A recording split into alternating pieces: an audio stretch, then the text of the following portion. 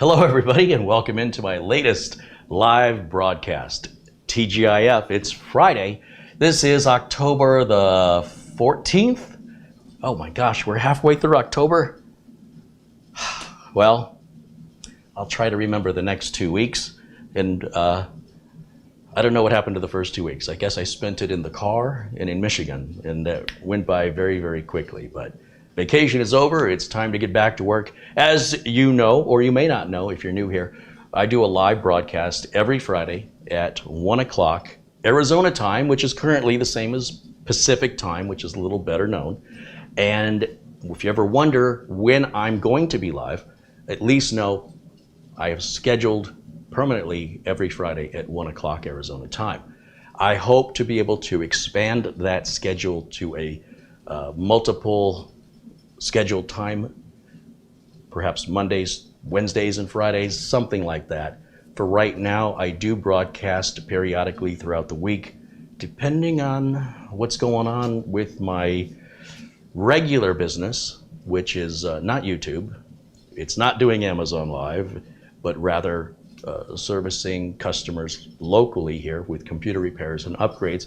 I've been doing this professionally since 1991. And well, a lot of my peers who I started with have moved into things like network administration and other better paying, more management or leadership positions.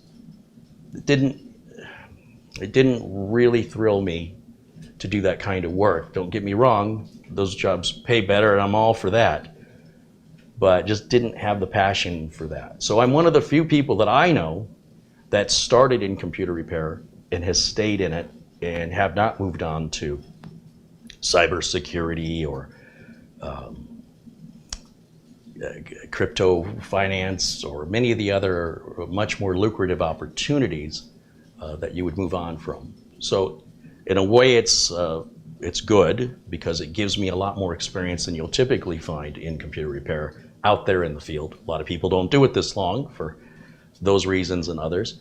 And in a way it's kind of bad because I didn't expand my horizons into higher leadership positions with much better pay rates. However, that is sort of it's not an option when you're self-employed, at least not for me.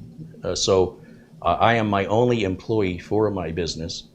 I started out initially in 1991 working for a company like anybody else would, and worked for several companies for the next 10 years.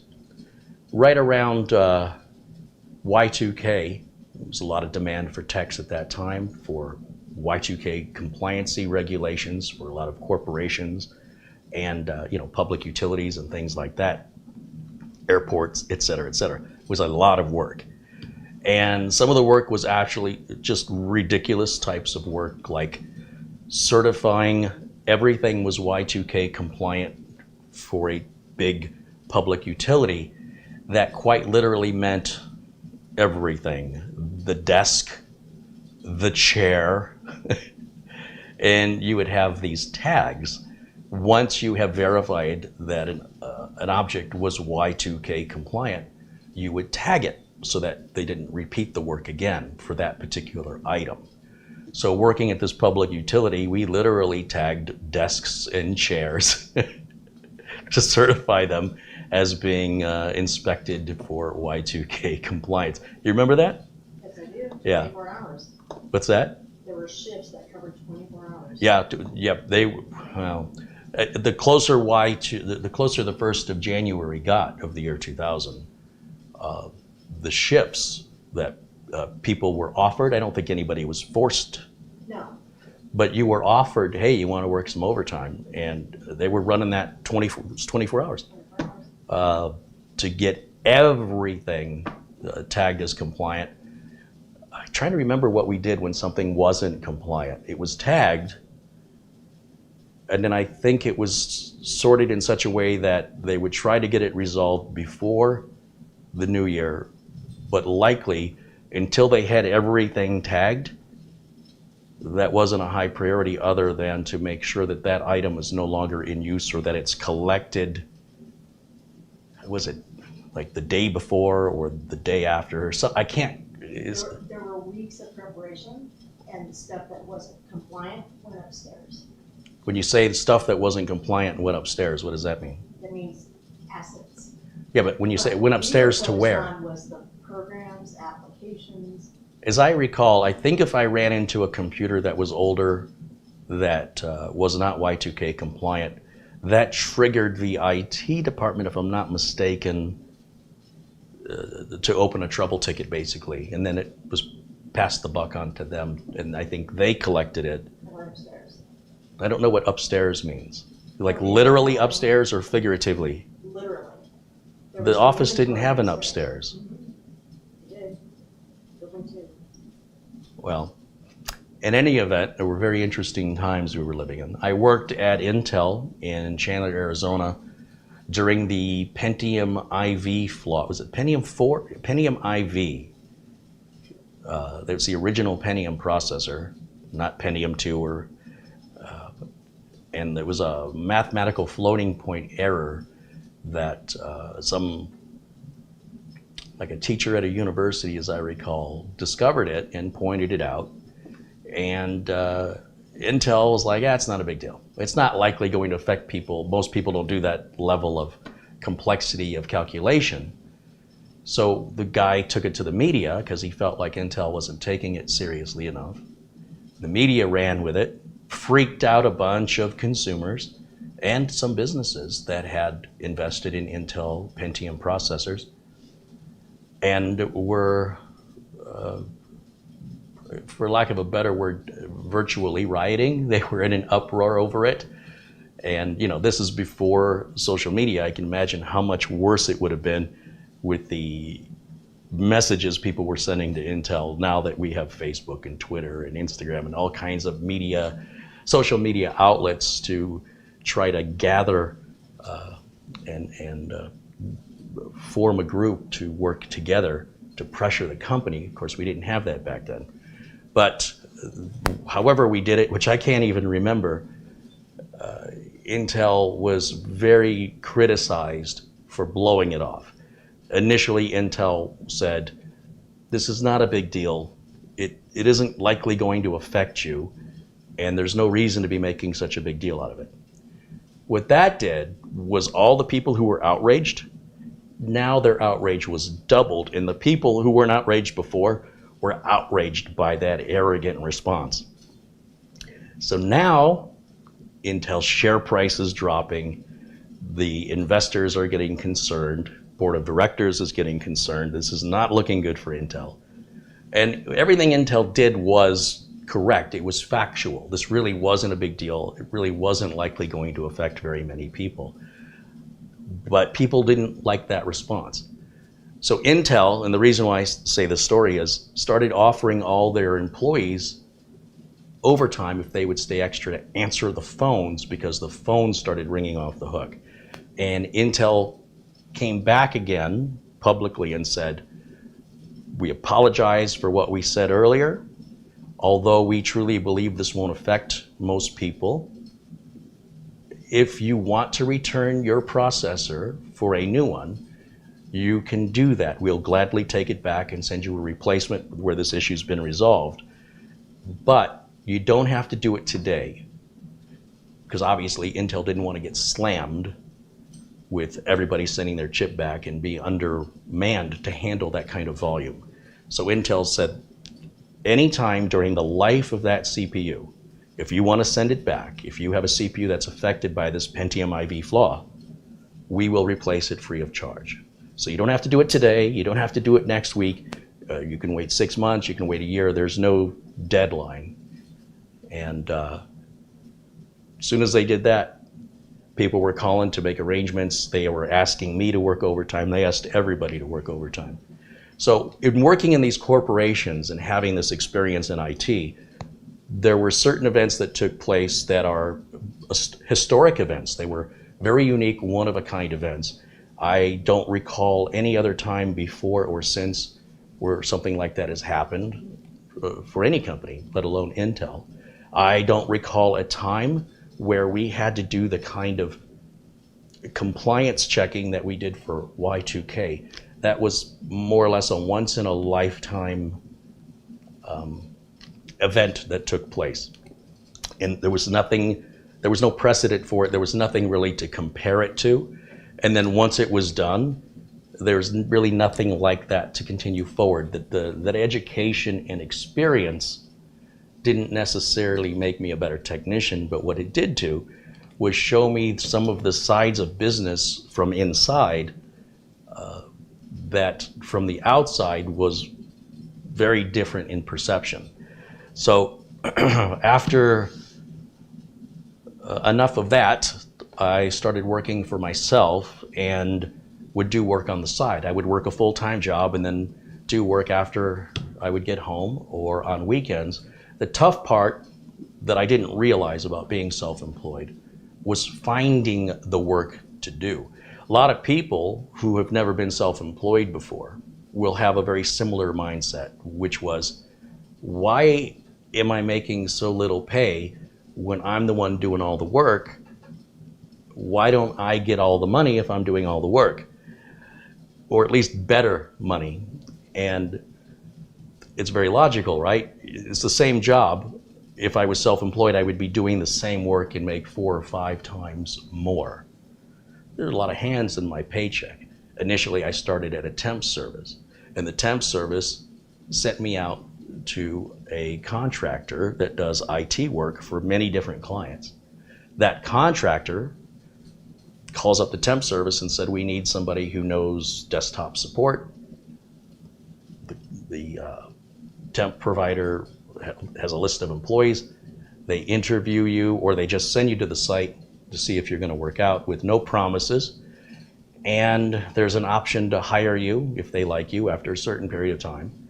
But essentially, Intel and even the public utility that I worked for, and most of the big corporations I worked for, contracted their IT work out to an IT support company. The IT support companies, when they established a new contract, didn't have enough employees, so they'd reach out to multiple temp services to try and find the talent. So when I was working at Intel, or when I was working at the public utility, the company I was working for was paying the IT contractor. The IT contractor was paying the temp service, and then the temp service was who I got my paycheck from.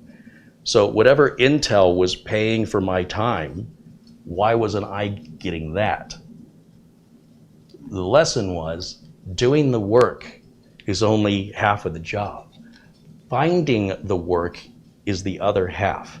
Sometimes people reach out to me who want to start their own business in tech, and they want to know what utilities they should be investing in, what tools they should buy, what kind of chair, what kind of computer should they be using. And it's completely misguided. That's the kind of stuff that solves itself. The hardest part of starting your own business is finding the work. So I always tell people, don't worry about any of that stuff right now. Go find something to get yourself hired to do. And if what you're hired to do is to fix a laptop and you need some tools to open that laptop up, then go buy those tools that you need for that job. Then find the next job. If you need tools to complete that job, buy those tools that you need. Over time, you will build up a toolkit that is relevant to the work you're doing. For me, I sort of slid into laptop repair. I'm not even sure how it happened, but it just happened. And so I didn't go into it to be a laptop repair technician, but that was the position they needed filled, and I enjoyed it. And so I became a laptop repair specialist for a number of years. At Intel, for example, I was the only laptop repair technician. The downside, or could be an upside depending on how you look at it, were at that time, 1993, 94, the only people generally that had laptops, because they were so expensive, were executives. So lowly me, down here at the bottom of the totem pole of employment at Intel, was directly responsible for doing any repair to any executive's laptop there at the Chandler campus. Nobody else could touch the laptops if there was a trouble ticket. If I called in sick, there was nobody to fill in for me. That work would wait until I got back. And if I screwed it up, then the executive has a lot of weight to pull with regards to making sure that your boss knows about it and that the entire contract from your boss's perspective, which my boss would be, I guess it's the temp service, but it's also the contractor. The contractor's worried about losing the contract because of the actions of one employee. So if an executive has a criticism or a concern, it's just real easy to replace the employee, especially if that employee's a temp anyway. There's no unemployment to pay.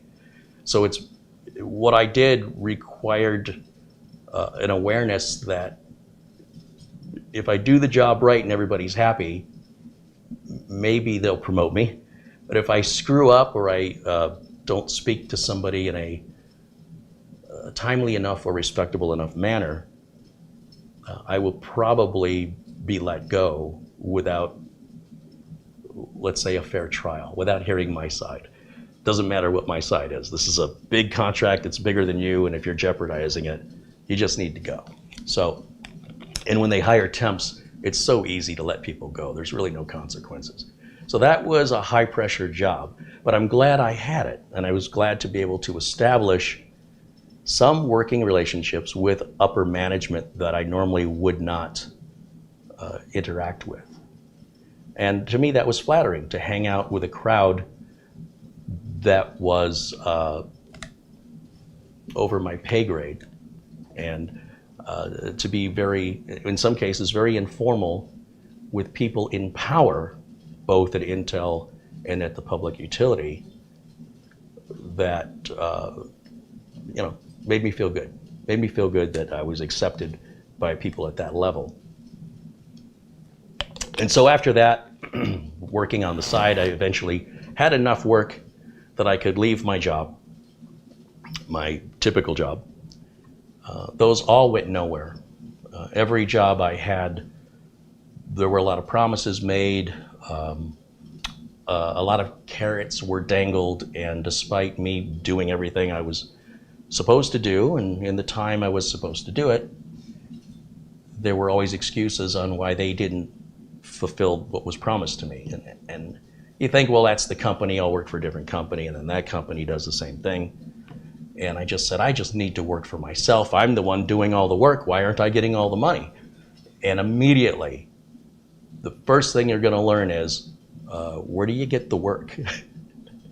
And getting the work is a skill in and of itself. And that should be your main focus if you ever want to be self-employed doing anything.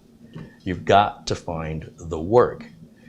And there's no real answer to how you do that. Every industry is different. And the more creative you are, instead of asking somebody, how did you do it, and you repeat what they did, there might be a bunch of people doing what that other person's doing now. You need to come up with your own original idea. So my idea was to do free presentations at computer clubs. There, at the time, were over 100 computer clubs in throughout Southern California, as well as a few dozen here in Arizona, maybe 50 or 60 in Arizona.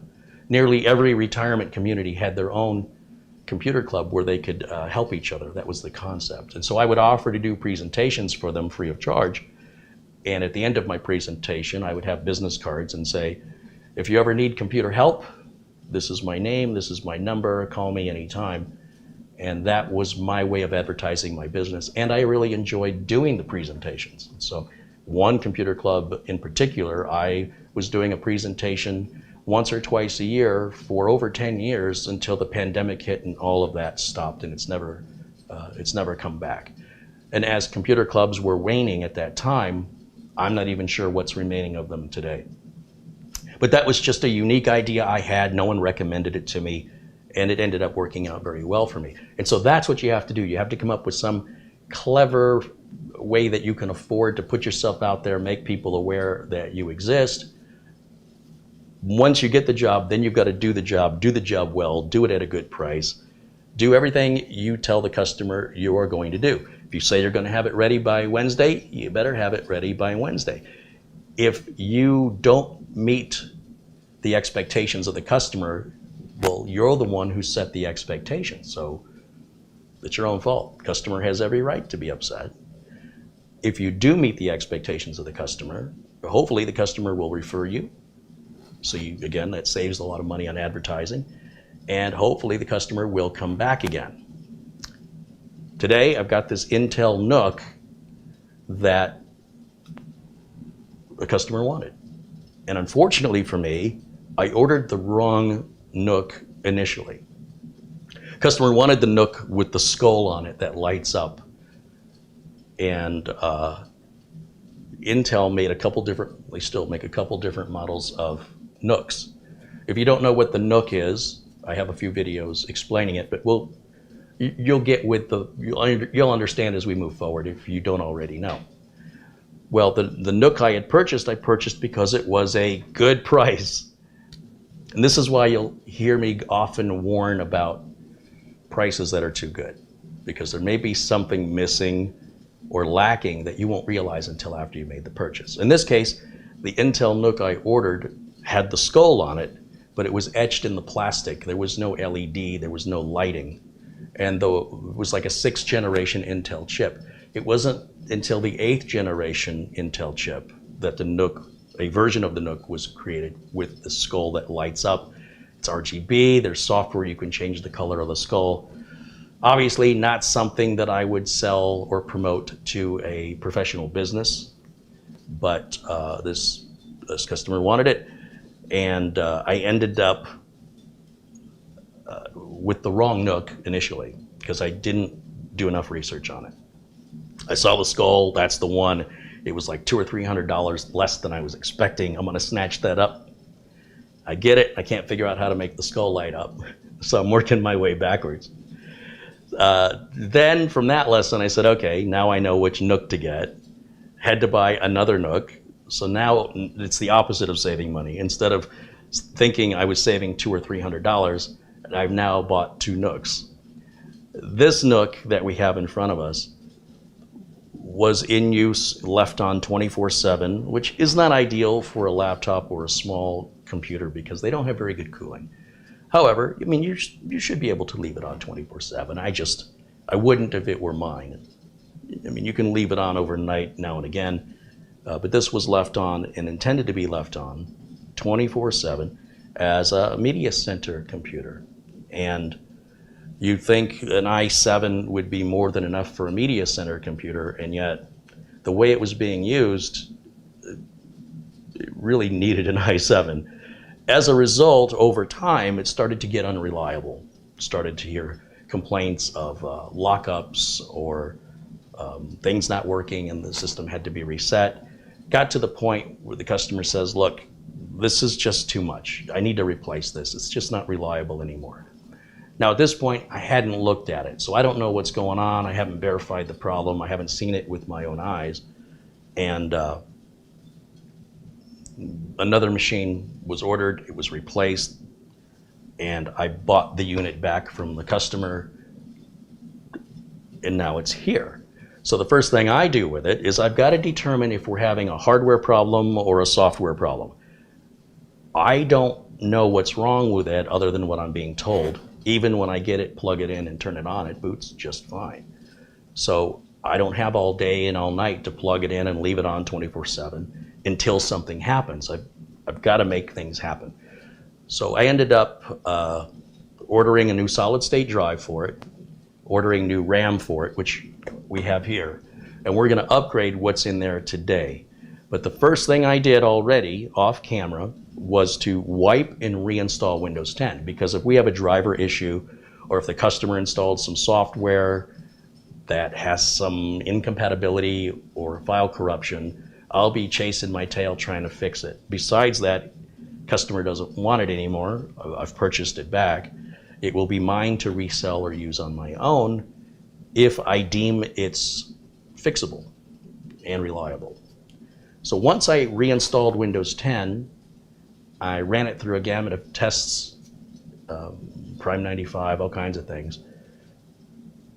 I've never seen the machine crash, so I was like, I don't know what's wrong with it, but it was kind of underpowered for RAM and for storage, given the performance of the machine. So these are super easy to work on, and I'm going to show you today just how easy they are. The original build for this, I think, is on the channel, if I'm not mistaken. And these are bare bones computers. Generally, you buy a NUC and you have to put in your own RAM and your own storage. The CPUs are generally soldered onto the motherboard. I think there are some that have a processor you can swap out. I'm not quite sure on that. They are kind of like a laptop that don't have a screen or keyboard or mouse. It's a very small form factor. It's a unique form factor. And they're great when you have very little space to put a computer. So like in a media center, you don't necessarily want a loud computer or something large distracting from the media. And these are ideal for that. Also, I have a client that has a couple of desks where there's no room to put a PC. They recently remodeled their office and didn't really consider that when they built it. So they said, what can we do about this? The NUC was perfect. So they ended up buying 2 of them. They still use to this day. They've been reliable machines. The very first NUC I built was when Intel introduced this concept back in, it was April of 2013, and that machine is still being used daily. I've had no repairs on that machine. It's still running all the original hardware that I plugged into it. What's great about the NUC, apart from the convenience with size, is that if you're a first-time PC builder and you're intimidated, plugging in RAM and a solid-state drive is so easy, a child could do it. So that takes away a lot of the intimidation. And at the same time, when you look at how much power we've got here, it's going to be much more powerful than many of the rigs that are sold at bargain basement prices from Dell and HP. So it has a number of things going for it, including a built-in SD card reader, which is great if you have a camera that you want to move images from regularly and you always have to plug in a USB cable or a card reader. Having the card reader built in comes in handy more often than you'd think. It's got a number of USB ports, 2 Ethernet connections. It's got Thunderbolt, I want to say. It's HDMI out using onboard video. No, I take it back. It's not onboard video. This has an AMD Radeon graphics card with an Intel chip. So all the specifications for the NUC are listed on the Amazon listing, for which I have a link. And the parts we're using today are the ADATA 2TB GAMX S7. These were on sale at Amazon for $139. They're 2 terabytes and they run similarly to the Samsung 970 EVO in read and write speeds. The RAM, 64 gigs. It's pretty much $159 from all the manufacturers that sell 3200 speed SO-DIMM DDR4. These are 32 gigs each for a matched pair of 64 gigs. So whether I bought it from Team or G.Skill or the other manufacturers that Amazon is listing that meet those exact specifications, they're all exactly the same price. Today, I got a notice that Newegg had this exact RAM kit on sale for $140. Not a huge savings. And then when I clicked on it, it said the offer was expired. So that offer, I wasn't even made aware of it for 24 hours. So that offer was obviously very limited. But again, not a massive discount there. Changing out the RAM and the SSD, and this is going to be super simple. As I previously mentioned, I did a reinstall of Windows 10. Because of that, I don't have to clone the operating system over. I can just reinstall Windows 10 again. It's pretty fast. Well, there's no problem with me using something like Acronis to make a clone of the operating system. In most cases, we do that as a convenience to the customer to save the customer time and money. They don't have to reinstall other applications, etc. On a brand new build, my preference is always to do a clean install when I change hardware. just in case something is a little wonky in the copy, right? There's no reason to take that risk on a brand new build that I have to warranty. So for right now, there is not a prospective customer to purchase this. This is the first I've talked about it. Nobody knows what's going on, so nobody knows to call me and ask me to sell it to them. But when it's done, and again, if it passes all the tests I put it through, I will make it available for sale. Currently, Intel's on their 12th generation of chip.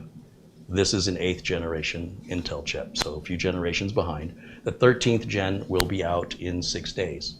October 20th, Intel will be introducing, was it Raptor Lake? It's their 13th gen of chips. And they'll be very expensive and hard to acquire for a while. So I'm not gonna jump in and buy some brand new technology that's top price where I have to compete with people to acquire one. I'll wait until, anytime a new product comes out, a lot of people want to be first, and apparently those people all have more money than I do. NVIDIA recently released their 4090 video card, and that sold out, as always, within like 2 minutes. So I know demand for graphics cards have gone down. They're not selling like they used to, but apparently there were enough people to sell them out in like 2 minutes, or they just didn't have that money to begin with. We don't know how many were made available for sale, right? This could all be a little marketing tactic. Maybe they made 100 of them and they sold all 100. Well, clearly there's more than 100 people that would buy that graphics card, but it's not the numbers that we were seeing a couple of years ago, like when the 30 series was introduced.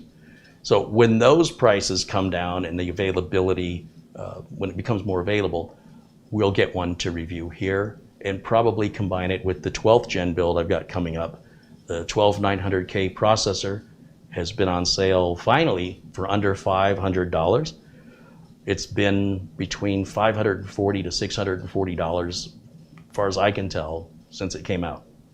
I thought the price for the 12900K would have gone down with the anticipation of the 13900K replacing it as we get nearer to that release date, that value would go down for the 12900K, and it didn't until just recently. So somebody sent me a link from Micro Center that they had it. So the cheapest I saw was Amazon at $499, and Newegg was also doing the $499. And then somebody sent me a link, Micro Center was at $480. So this might be a trend. It might just keep getting cheaper. If you're in the market and you're thinking about buying, it might just sit tight a little while. Some prices in the industry are plummeting. SSD prices have been plummeting and are predicted to continue to plummet as there's more supply, far more supply than there is demand. And we're not seeing much in the way of discounts on RAM, and with DDR5 starting to be the default RAM requirement for the latest Ryzen and the latest 13th gen Intel processors, the demand for DDR4 will start to decrease until eventually it will be phased out altogether. That'll take a couple of years. Right now, DDR5 is about twice the price for the same amount of RAM, but does not offer most people twice the performance. I don't think it's worth it. But some people, they want to have the latest and greatest. They want to have the highest performance. Whether or not they need it, that's what they want. If somebody were to order that configuration from me and it's their money, then I'll build one earlier. However, as a channel project, I'm not planning to put that money into it until it's more reasonable. So if you're wondering why you will see certain builds here, it's either because a customer ordered that build, or it's because I genuinely wanted to build this computer for the channel, and then I'll figure out how to sell it later. Okay, so with all that out of the way, hello all my friends in blue, and I see a number of you have contributed even before we went live today. And let me look over at Amazon so I can see the contributions I've missed and give all you wonderful folks a shout out as deserved. And of course, who else but Peter Laycock kicked us off with a very generous 50-pound super chat contribution before we went live. He says, good evening, Kerry and everyone in the chat from Bonnie, Scotland, where the temperature in Edinburgh is 41 degrees Fahrenheit or 5 degrees Celsius. what I wouldn't give. Here in Arizona, here in Phoenix, we are flirting with 100-degree Fahrenheit temperatures still. We're about 7 degrees above normal for this time of year. We might be getting some rain in the weekend, and if we do, then hopefully it'll be in the low 90s and 80s from that point forward for the next couple months. One can hope. I'm so done with the heat. So one thing I missed the most from being in Michigan was the weather was so comfortable. Also, the air is cleaner. But thank you, of course, as always, to our good friend Peter Laycock. Aaron A. contributed $5 and says good evening. Winston Liu with $2 Canadian says Vancouver, Canada welcomes you. Right on, Winston. Thank you, as always. XRod666 contributes $10 via Super Chat. Says, hey, Kerry, hope you're doing good. Haven't been able to watch for a while. Things have been busy. It's all good. We're always happy to see you. And of course, these videos are made available to watch at your convenience 24/7 on demand. We're always glad and happy to have you with us live if we have a preference. But if you do miss out, you can always watch it later. But thank you for your contribution. Daniel Kudajar with a $10 Australian contribution says, I love waking up to these live streams from Australia. Awesome. Well, good morning. Colin Longstaff became a member. Right on. Thank you, Colin. Rick Lakes contributes $5 and says hello. Rick, always good to see you, my friend. Rick's been a member of this community for many years and always happy to have him. Mike Visions with a £5 contribution says hello, Kerry and fellow mods. Have another Gatorade on me. I hope you had a good vacation. Stay cool, my friend. Thank you, Mike. Alvin Shaver with a $5 contribution says, great day here in North Carolina. And Mark Gaines, looks like that's our most recent contribution on Super Chat with $10, says, good evening, Kerry. Thank you, Mark. Cheers, I should say. And Bob R. with a $10 contribution just now says, hello, Kerry. Hey, Bob, good to see you, my friend. Thanks to all of you for supporting the channel. Speaking of which, the unsung hero, who is Jack Wilson. I don't know if he's in the chat, but John reached out to me, or Jack, as we call him, and said he wanted to cover the shipping of the 4 giveaway computers that we talked about yesterday. And that's an extraordinarily generous offer. Jack has been generous in the past and continues to be so to this day. So kudos if you see Jack Wilson in the chat room now or in the future. Please say thank you to him for that very generous support. The giveaways, one of the discouraging things about the giveaways is the cost of shipping them. You know, I can go on Amazon and I can buy an off-lease Dell computer for $100 or $110 with free shipping.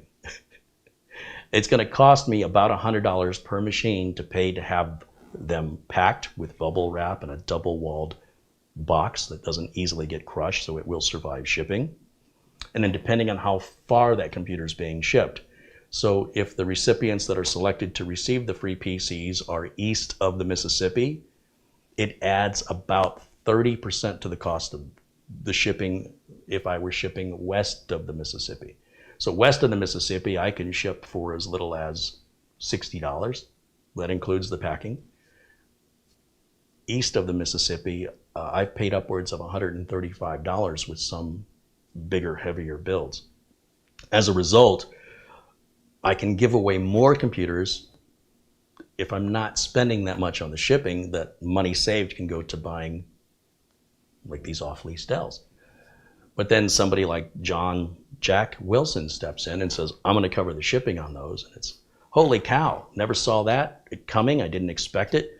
And deepest gratitude for Jack to step up and make that offer.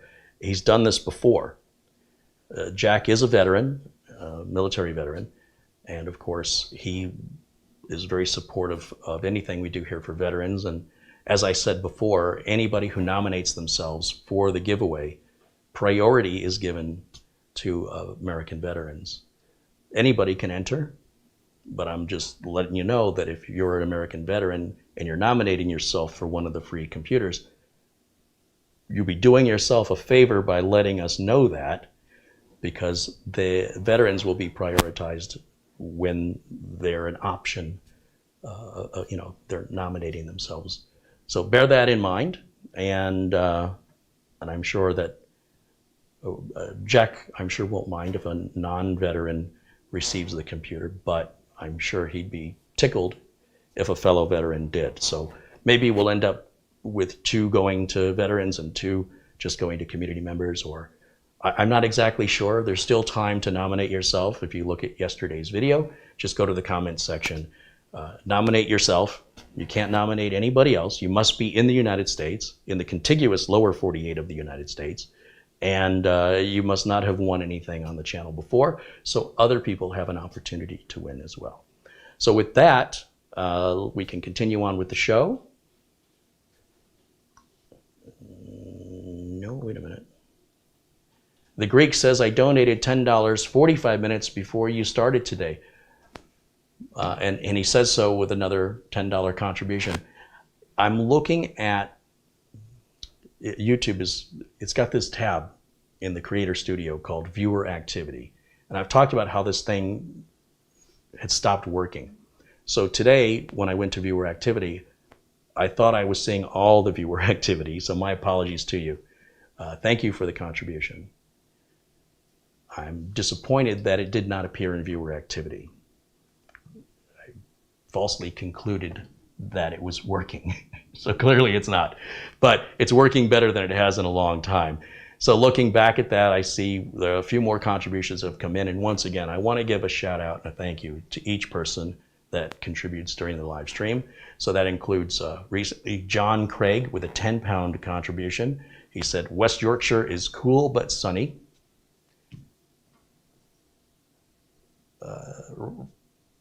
I was trying to think of something funny about the rain in the UK, but I got nothing. Enjoy Mr. Blue Sky. Roy Star Man with a $10 contribution said the 12900K was $475 this morning on Amazon. That's a heck of a deal. And you know, what stinks about that is when you just ordered something from Amazon and then while it's being shipped to you or a couple of days after you've received it, you find out the price goes down. And Amazon doesn't price match themselves. You effectively have to do a return and they'll ask why you're returning it. And you say, hey, found the price cheaper elsewhere. Amazon always authorizes the return when it's Amazon that shipped it. It's not a third party. And then you could order another one at the discount price and they'll ship that back to you. Now you'd think Amazon would be losing money in the shipping. It would just be cheaper for customer service to honor the price match to themselves, but they don't. So then the question for yourself is it worth postponing what you need the chip for, whatever that project is, to send the thing back to Amazon and then go ahead and order another one while it's on sale? You'd have to either already have the extra $475 or put it on a credit card, because it's probably going to take a week or two before Amazon returns back a credit for what you spent on the return, right? They wait till they receive it and then they look at it, make sure there's no fraud happening there, and then they'll refund the money back to you. In the meantime, while all that's happening, if you're waiting, then it goes off sale, or the opposite can happen. It could go up more than what you paid for it, and then that backfires on you, because now you not only postponed your project, now you've made it more expensive. So if there was one thing I wished Amazon would do, it is within a reasonable period of time, price match themselves. Now, Amazon does do this on a pre-order of a book coming out. So if there's, the publishers love pre-orders on an upcoming book. If you pre-order a book, Amazon promises that if the price you paid for this book is offered by us at a lower price within a certain period of time, I don't know if it's 2 weeks or 30 days, we're going to credit automatically. You don't have to ask. We're going to credit that price difference back to you. It all happens automatically. That's pretty awesome. In my experience, that's happened a handful of times, and the price difference that's credited back is like $1, $1.50 at most. But the fact that I don't have to search for it and ask for it, or have to return it and reorder it to get that $1.50 savings. It would be great if Amazon did that across the board for all of their Amazon Prime products. So just be aware of that process, and ideally we'll start seeing that 12900K continue to be offered cheaper after the 13900K comes out. Part of the reason the 12900K is so expensive is the packaging. Intel's flagship consumer processors are always put in elaborate and relatively expensive retail packaging.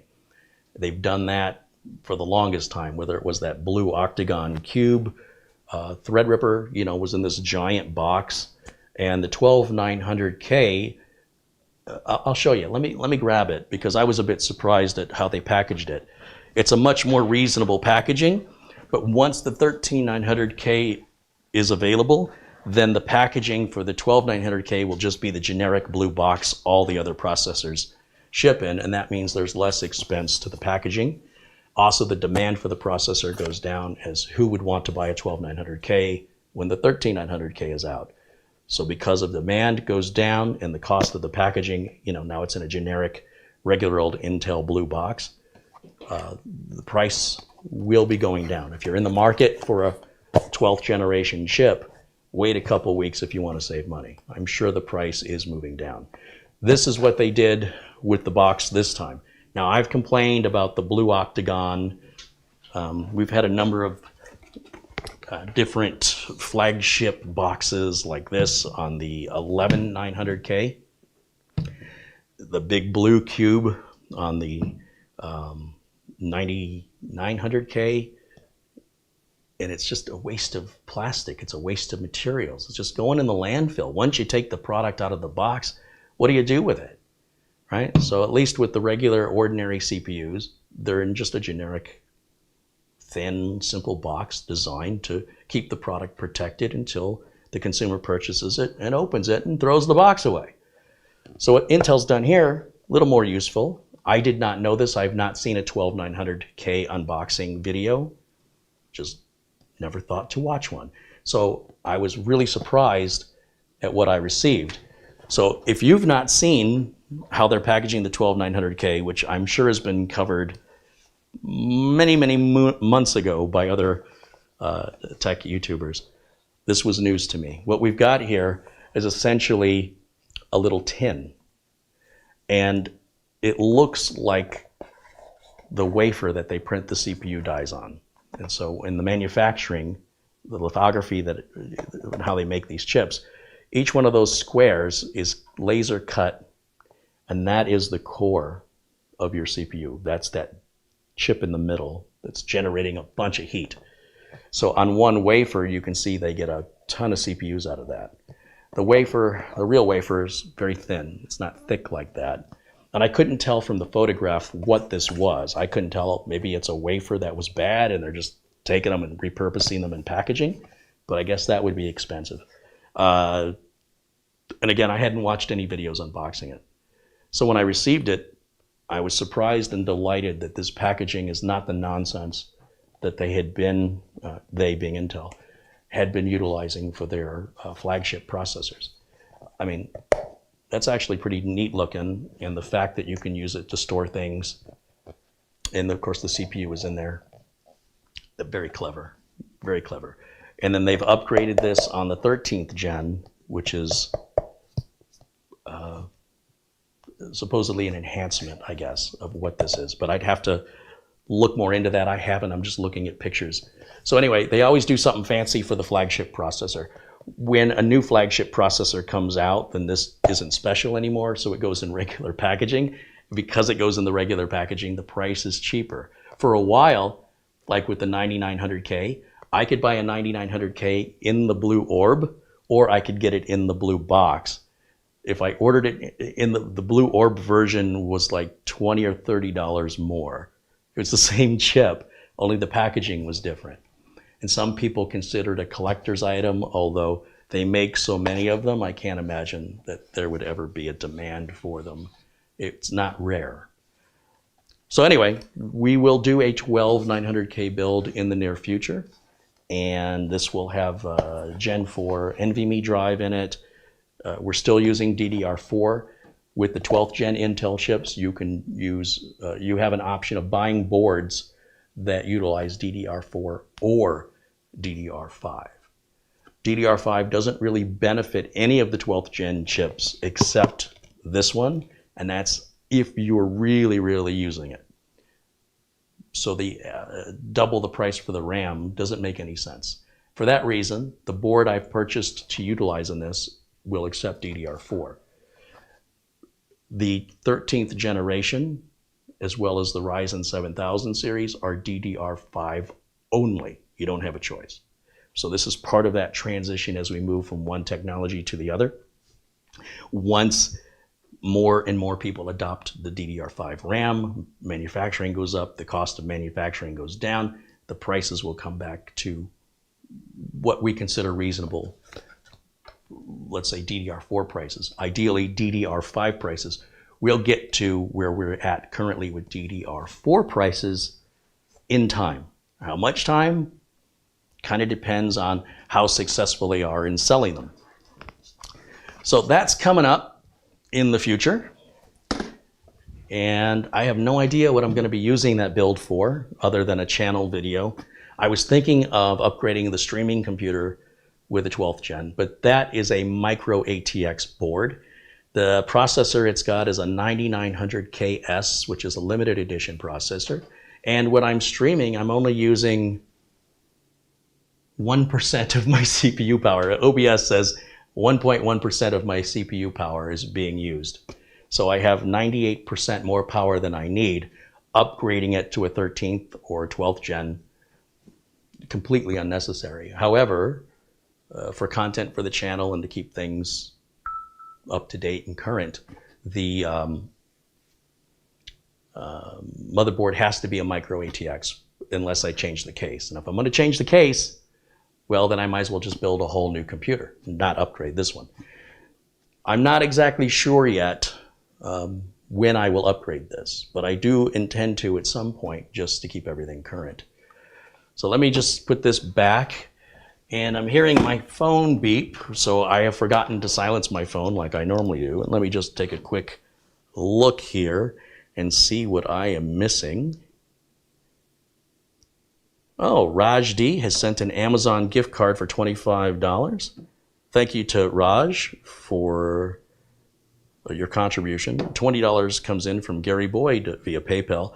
Thank you to Gary, who's out there in Canada. He's in Ontario, right on. And I see an email from Jan says, thanks for the great deal on Windows 11. It and my new Generation 12 computer are working fine. I very much appreciate your help putting it together.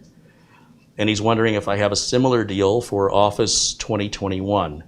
So what Yan is referring to is the VIP CDK deals that sponsor us here. And they offer OEM licenses to Microsoft Windows and Microsoft Office in varying versions at extremely discounted prices, and it is all legitimate and it is all legal. If you look at the video notes under pretty much any of my live videos over the last year, you will see links to numerous versions of Microsoft Windows. In other words, Windows 10, Windows 11, Windows 10 Pro, Windows 11 Pro, etc., as well as Office 2016, Office 2019, Office 2021. Those are all sold by VIP CDK deals. I don't recommend, the reason I'm not using Office 2021 is I don't have a Microsoft account, and you must have a Microsoft account to activate Office 2021. Of course, Office 365 is a subscription service, which of course requires an account. So I don't really talk about that here at all. And the end of life for Microsoft Office 2016 and 2019 is the same end of life for Windows 10, which is October 14th of 2025. So if you're looking at VIP CDK deals and you see the price for Office 2016 is cheaper than Office 2019, do know that Office 2019 now also requires you to have a Microsoft account to activate the product. 2016 is the last remaining perpetual license that you can activate without a Microsoft account. It's also the cheapest version of Office at VIP CDK deals and has the same expiration or end of life as Office 2019. Office 2021 is even more expensive, requires the Microsoft account. You have to use a link to download Office 2021 versus being able to use the HiaDoc utility. The HiaDoc utility does not have Office 2021 downloadable for the installation files, but their website has direct links to the numerous versions of Office 2021. Also, you can download it direct from Microsoft. So how you acquire the software, it's not rocket science. It's the license or the activation code. That's the part that costs money. So you have to make sure when you're downloading your software that you're downloading and installing the version of software that matches the license code that you've purchased. Now, of course, the folks at VIP CDK deals, when you make a purchase from them, they're going to send you an email, and it's going to say, you know, your purchase has been confirmed. It'll take a few minutes for them to email you again to say everything's been processed and now your product key is available now. It takes a couple minutes. When you click to view your product key, there will also be a link. It'll say click here to download whatever that product is you purchased. And that's going to be an official Microsoft download link. As an alternative to that, I prefer to use the HiaDoc utility. It's been around for many years. It's just a middleman between you and Microsoft. It's coming from Microsoft, and I just prefer it. I just like that better. Then utilizing that, you will be able to acquire the software free of charge, install the software, and the software is defaulting into a trial mode for a certain period of time. And then you can decide. The idea is that Microsoft wants you to be able to download Windows for free and install it. They think that's great, but they're hoping that you're going to want to activate it. It's like take the puppy home if you're not sure, and then once you have the puppy, of course, you're going to fall in love with it and not want to give it back.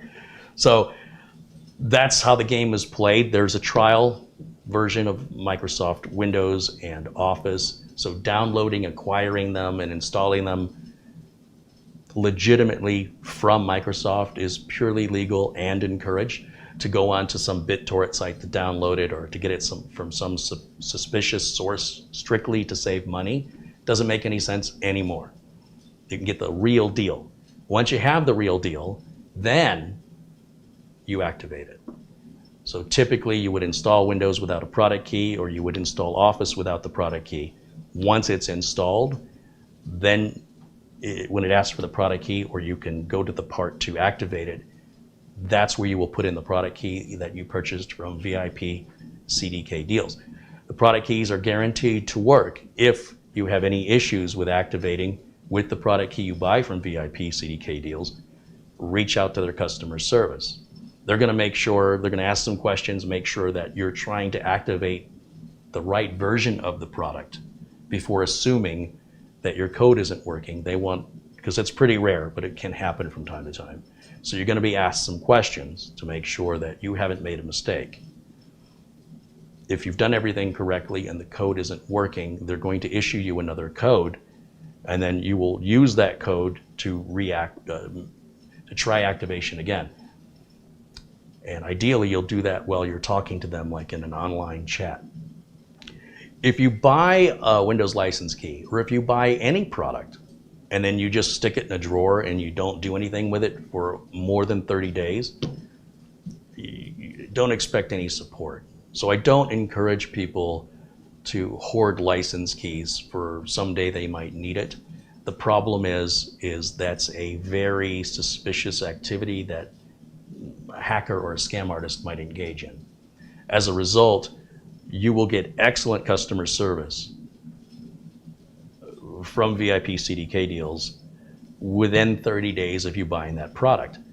Once you exceed 30 days, not so much. So the same applies, the same is true if you were to buy a TV at Best Buy, put it in your garage, and don't get around to opening the box for a month and a half. So 6 weeks goes by.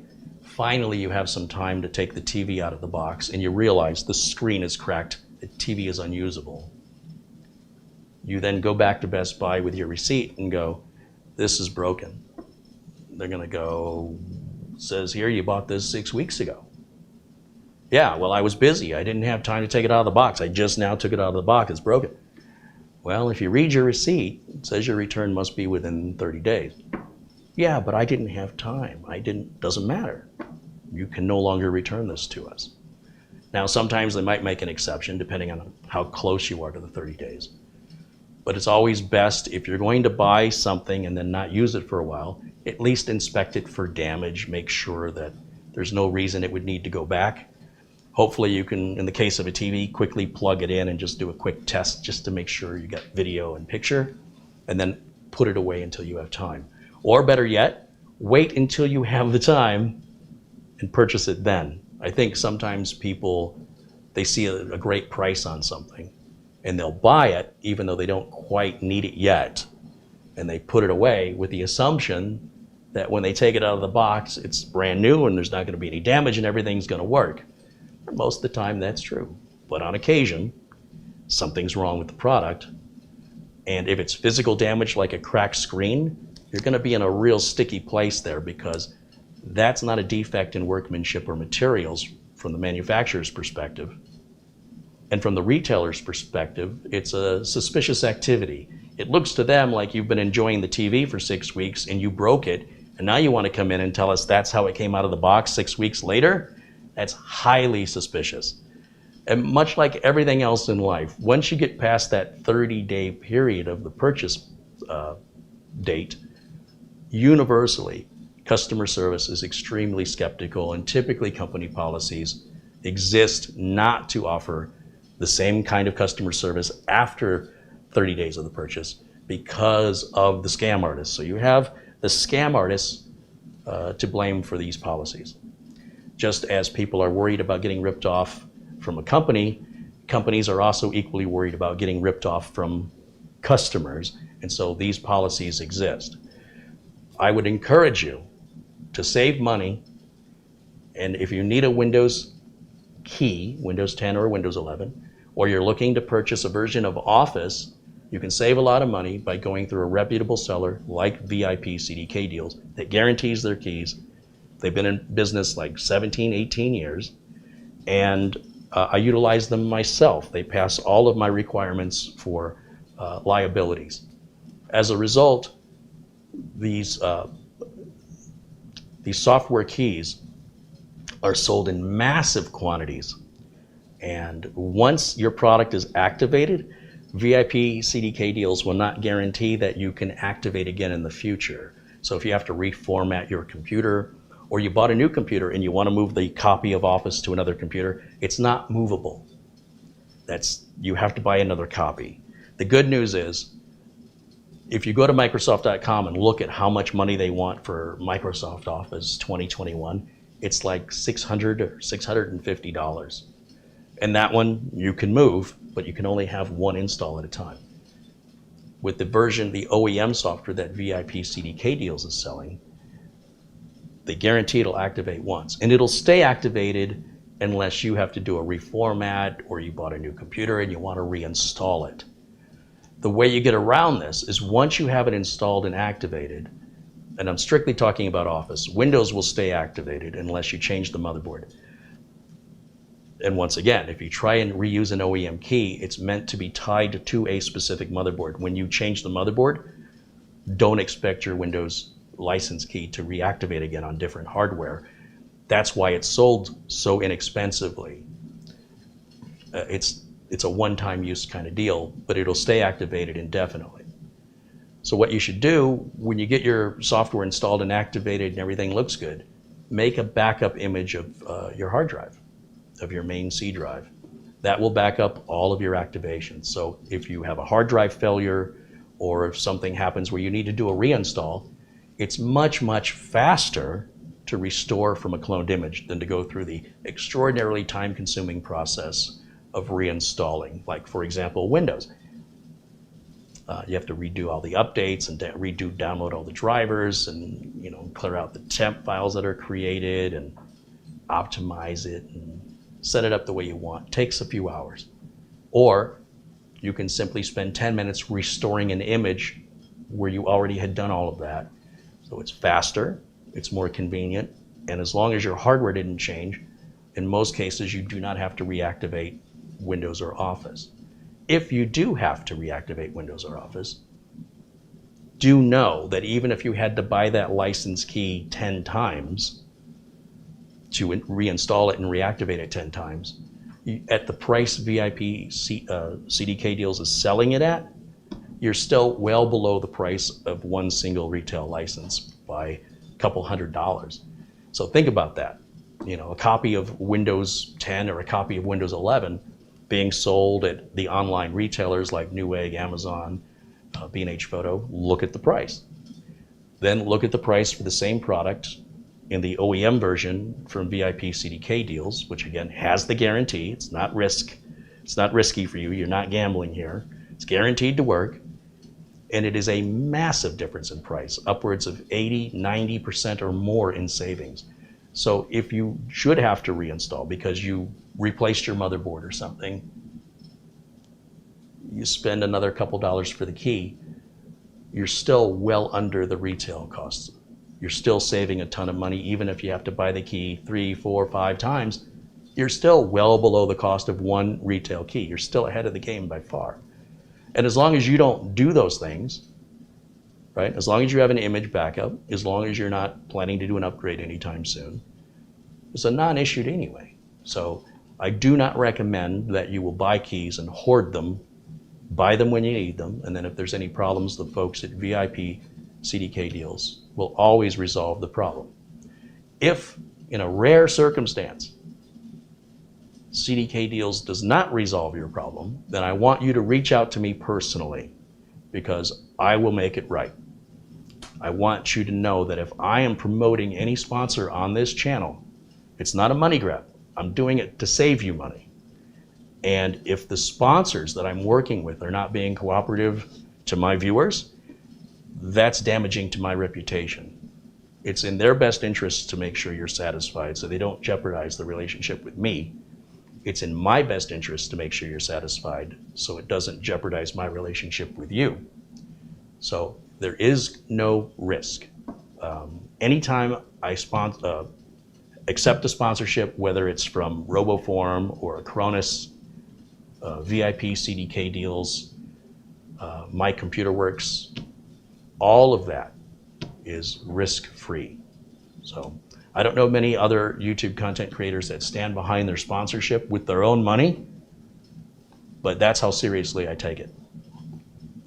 And all the links for the Windows downloads and license keys and Office downloads and license keys are all in the video notes below this video and are in the video notes of other videos for the last year. And I try to make sure that we always have that deal happening to discourage you from having an excuse to hoard the keys. And then you get angry if there's a problem and you're not going to get the customer service for all the reasons I stated. So we can avoid that by simply making sure the keys will always be available, that sponsor remains with us, and we have peace of mind when we're making that kind of a purchase, that it's not a fraudulent product or it's not a fraudulent company. And again, I don't know any content creators that make this kind of dedication and support to their sponsors and their viewers, just to reassure you to have peace of mind of its legitimacy. Now, with that, what am I missing in the chat here? Hello to Patrick Rusaw and Jim KJ3N joining us, as well as Lance Ripplinger and Vern Mahoney, and hello out to, let's see, Starshine says hello. There's the Greek we talked about earlier. There's Dunkinney and Andy Kane, Sarge Tech and Pratap Gunrig, John Gardner.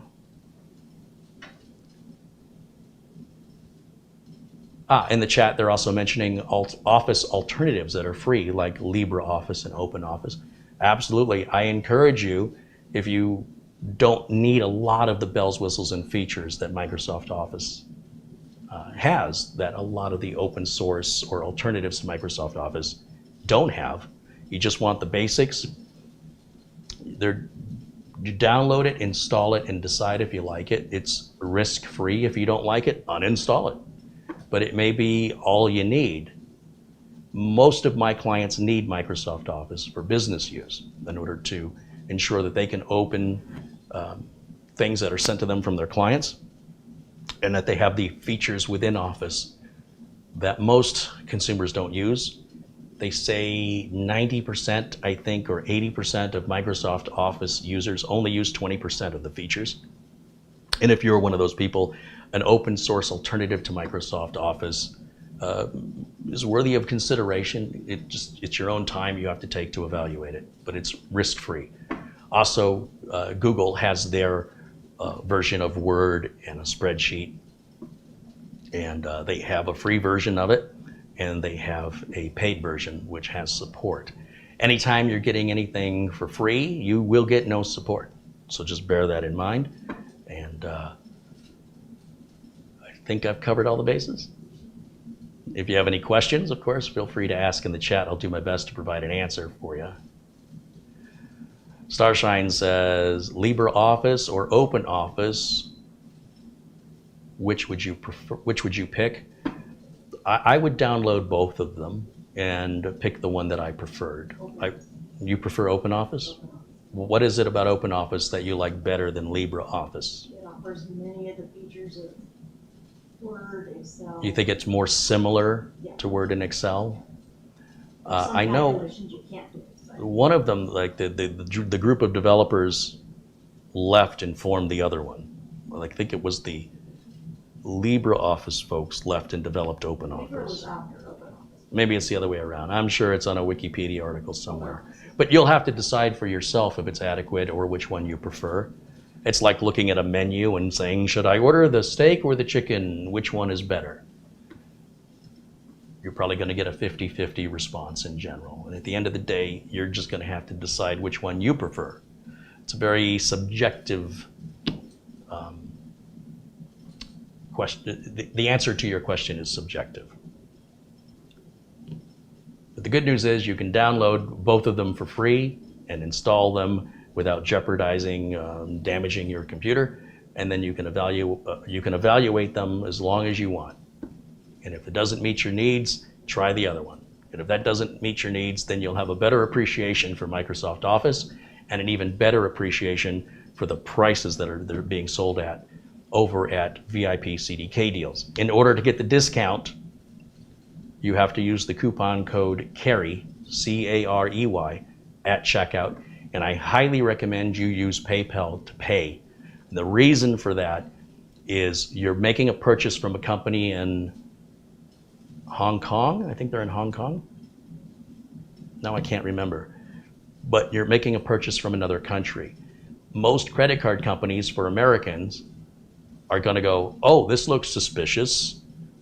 This guy in Arizona is making a purchase in Hong Kong, and that can delay your purchase. PayPal is accustomed to doing international payments. They don't blink an eye. They consider it normal usage. Credit card companies, on the other hand, have sort of trigger warnings of unusual purchases that might temporarily put a pause on your credit card until you call them. You may not be able to purchase anything because it looks to them like your card's been stolen. This isn't because of the company you're buying from. It's because you're making a purchase in another country, and they often find that suspicious. So don't misinterpret what that is. Again, when I buy from VIP CDK deals, I use PayPal. It's quick, it's easy, and there's never a problem. You can use a credit card if you want to, but just expect you probably are going to have to call them. It might be declined because it's going to be suspicious. It's very common. And then you'll have to call them and say, hey, this is me, it's legit. And then they'll say, okay, run it again and we'll authorize it next time. It's a pain in the butt. That has never happened to me with PayPal. Joe in the chat room says LibreOffice is the latest and most supported suite currently. Only Office is more, only OpenOffice, only Office? I don't know what only Office is the more Windows appearing suite. Blackjack in the chat says OpenOffice had better compatibility when saving as docx, but this was over 5 years ago.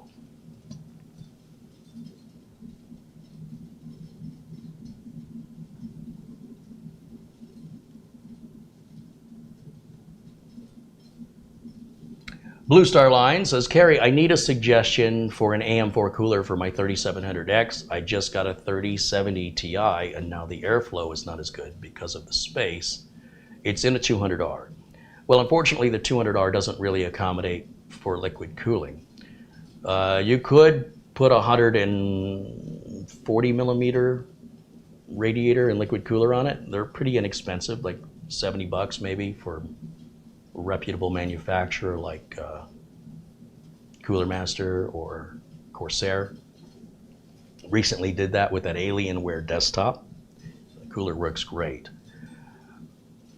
Depending on the aesthetic you're looking for, of course, I'm always going to recommend a Mugen 5 if we're talking tower cooler. The Mugen 5, how it's going to cool a 3700X that's being pushed hard, I'm not exactly sure. I don't know if anybody in the chats got that configuration. But you can buy the Mugen 5 in an all-black edition if the aesthetic is important to you, or consider a 140 millimeter all-in-one liquid cooler that's not fancy, right? It's not going to have a USB plug. It's not going to have any software to download. It may have some RGB, very mild RGB that you can disable, or you can plug into the motherboard if your motherboard's compatible with the ARGB type of connector, or you can hook up a little mechanical switch that it comes with to manually push the buttons to change the colors on the cooler and the fan.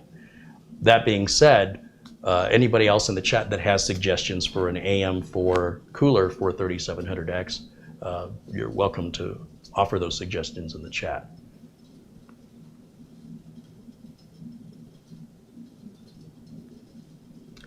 David said they sold 90 million PCs in 2019. No, they didn't. They sold closer to 350 million PCs in 2019. I'm not sure where you're getting the information, but if we go to Google, we talk about, declining PC sales, right? And I think he's picking this up from yesterday. How many PCs were sold in 2019? The first result I'm getting from Google is 261 million, nearly 3 times what you just said. I encourage everybody to really investigate the source of your information. And so when you're getting information that does not align with what I'm telling you, chances are the source of information is either inaccurate, or you're misinterpreting what you're reading, or your search result wasn't, your search itself wasn't phrased accurately enough. So bear that in mind. I have no dog in the race over being inaccurate about how many computers are sold every year. I'm in the industry, and it just kind of comes with the territory to, at some point, that number comes up on a regular basis in my business over how many computers are sold worldwide from year to year, how the finances and earnings reports from Dell and HP, how they're projected. Inevitably, that's in the news that I follow in the industry. So overall, I have a general idea pretty much throughout the year of how many PCs are being sold based on that information.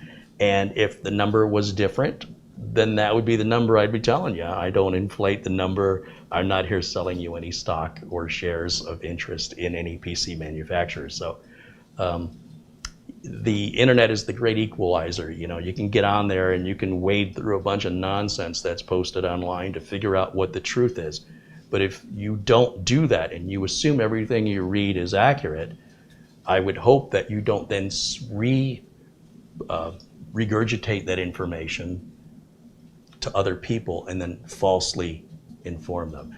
And I hope those other people question it and say, well, wait a minute, that doesn't sound right. Let me check that out. Is that true? Sometimes the search engine you use could be a problem. I prefer Google because the search results are generally more accurate right at the top. When I use other search engines, sometimes I got to dig down a bit before I find the answer to the question I was asking in the search. So PCs generally are about 250 to 300 million every year. That's been pretty consistent for a number of years.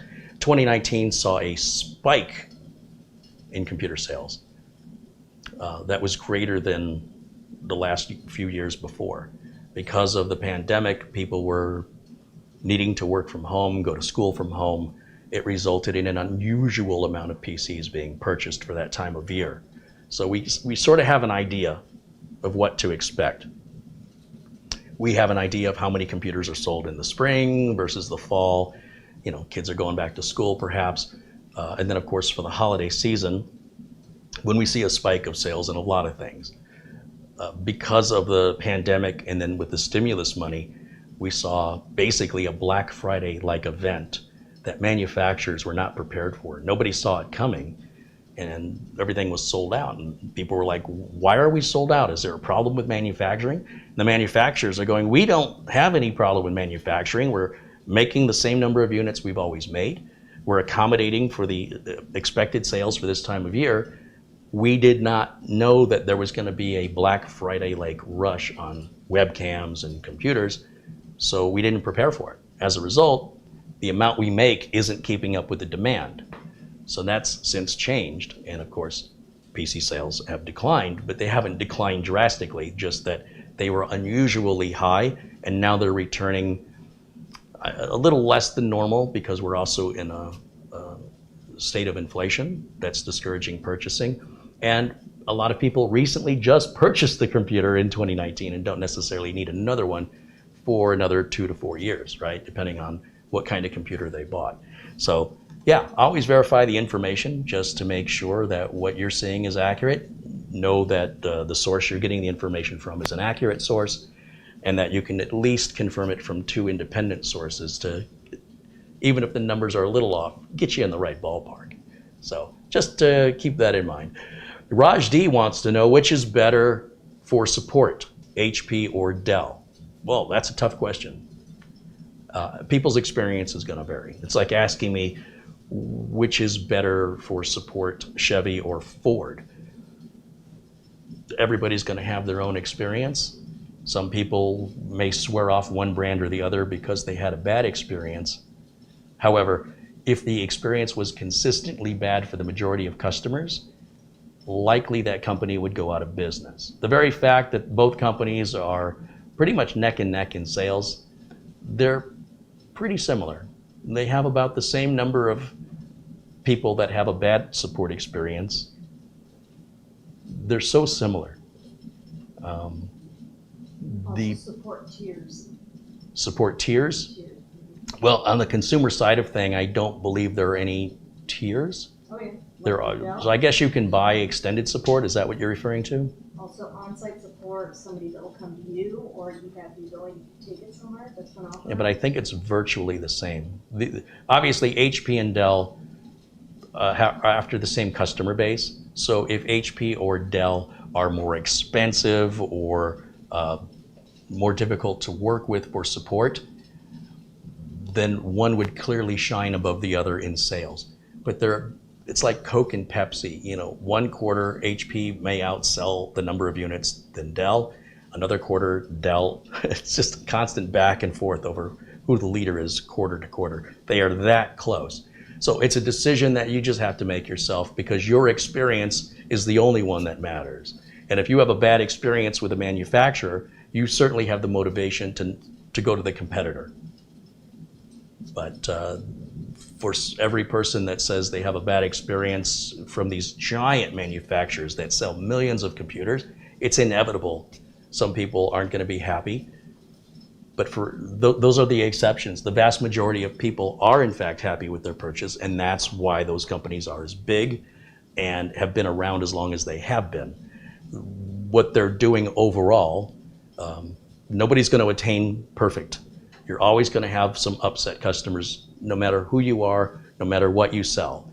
And if you're selling a larger quantity overall, then the percentage of upset customers is likely going to be the same, except that that percentage represents a larger number of people. And people who complain, especially when we're talking about tech, are usually tech savvy enough to want to make sure everybody knows their experience from Yelp and Google reviews, etc. But that doesn't necessarily mean that you're going to have their experience.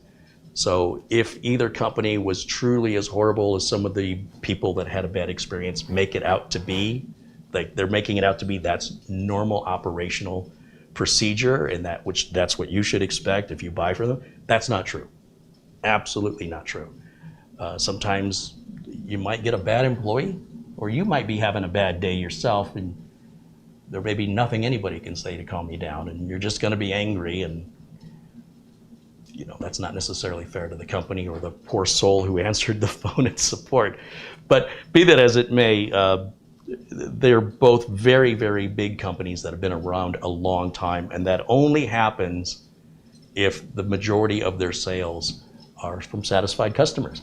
When the majority are dissatisfied, the company usually goes out of business, is sold off, or changes their ways in order to survive the marketplace. That's been my experience in the industry and overall with businesses. The marketplace overall decides. All right, let's see. Ricky B says, deals from Carrie's channel. Malwarebytes for 7 PCs, Acronis for 7 PCs, Windows 10 Pro, 6 copies, Microsoft Office 2019 Pro, 3 copies. I guess that's what you purchased, Ricky, over time?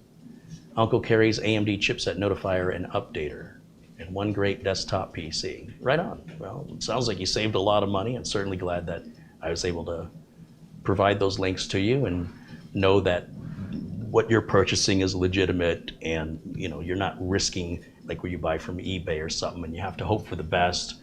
Something bad happens, you gotta file, with PayPal, try and get a refund, hope the seller's gonna be compliant. Yeah, I don't have time for that nonsense. So I have a business to run, and I can't afford to gamble that away to save a couple dollars. The fact is, VIP CDK deals in many cases is still cheaper than some of the offers I'm seeing on eBay. And the software sellers on eBay are doing so against eBay policy. If you buy a copy of Microsoft Windows off of eBay, there's a good chance that that seller's account will be closed within 3 minutes of you making that purchase. And that means you can't contact the seller now because you can't reach out through them through eBay's messaging system, and you don't know who they are. And now you've got to deal with PayPal to get your money back. So again, to save what, maybe $2 or $3 at the end of the day, in most cases, I think it's worth peace of mind, and it's still a great price to purchase from a reputable seller that does guarantee and support what they sell. And decide for yourself what's worth it to you. Some people are, like myself, I'm averse to gambling. I just can't gamble away my business for a couple of dollars. Other people love a good gamble. They love it. They feel like they're gonna take the risk. If it all works out good, I win. And if it works out bad, well, it was fun trying. Hey, look, that's your choice. Just have proper expectations on whichever decision you make with regards to that. Going back through the chat, let's take a look.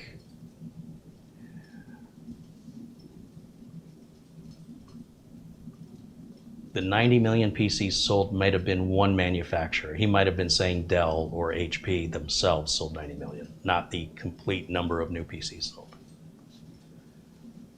I might have misinterpreted the comment.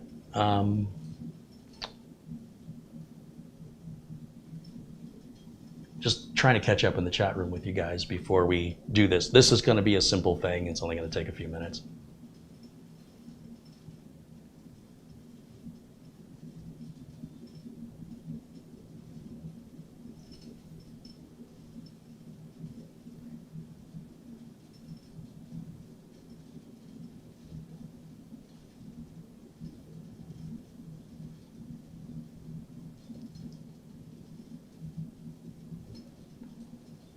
Keith is saying Dell has support tiers. If Dell has it, I'm sure HP has it. Like I said, they're very competitive,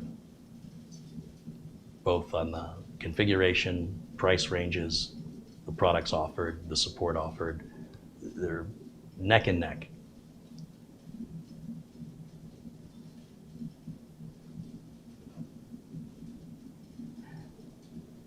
XRod666 contributes $2. He says, in my personal experience, Dell was terrible for me. And Jason Willis says, my experience, Dell is better. So there you go, right? That's why I say it's subjective. You're pretty much, you're not going to get a unanimous answer one way or the other from either manufacturer. But overall, they're reputable manufacturers overall. They've been around a long time. Whether or not they meet your expectations depends on what your expectations are, right? So I would encourage you to build your own computer. That's what we're here for anyway, right? To learn how to have control of how we're investing our money. So if you're someone who uses your computer in a way that more RAM would benefit you, you're not buying some pre-built that's configured generically for the general population, but rather something customized for the way you use the computer. So you're not putting money into something that is of no benefit to you. For example, maybe you don't need much RAM, but you need a lot of storage, or vice versa. You can apply more of the money of your bill to go to that particular item rather than having an entity decide you're just going to get flat out the same thing everybody else gets. And then your upgrade options on those are also limited. You have far more upgrade and repair options on a home-built computer than any of the big pre-built manufacturers offer. Thomas Backenstow said Dell was great for him. Yeah, it's going to go back and forth. You're going to have people that swear by them, and you're going to have people that swear at them. At the end of the day, their opinions don't really matter. The only opinion that matters is your own, and you'll only develop that through your own experience based on your expectations and your value system, what you think is required with regards to making a purchase like that from a manufacturer. Somebody else may have completely different requirements they need met. So not everything has a definitive answer.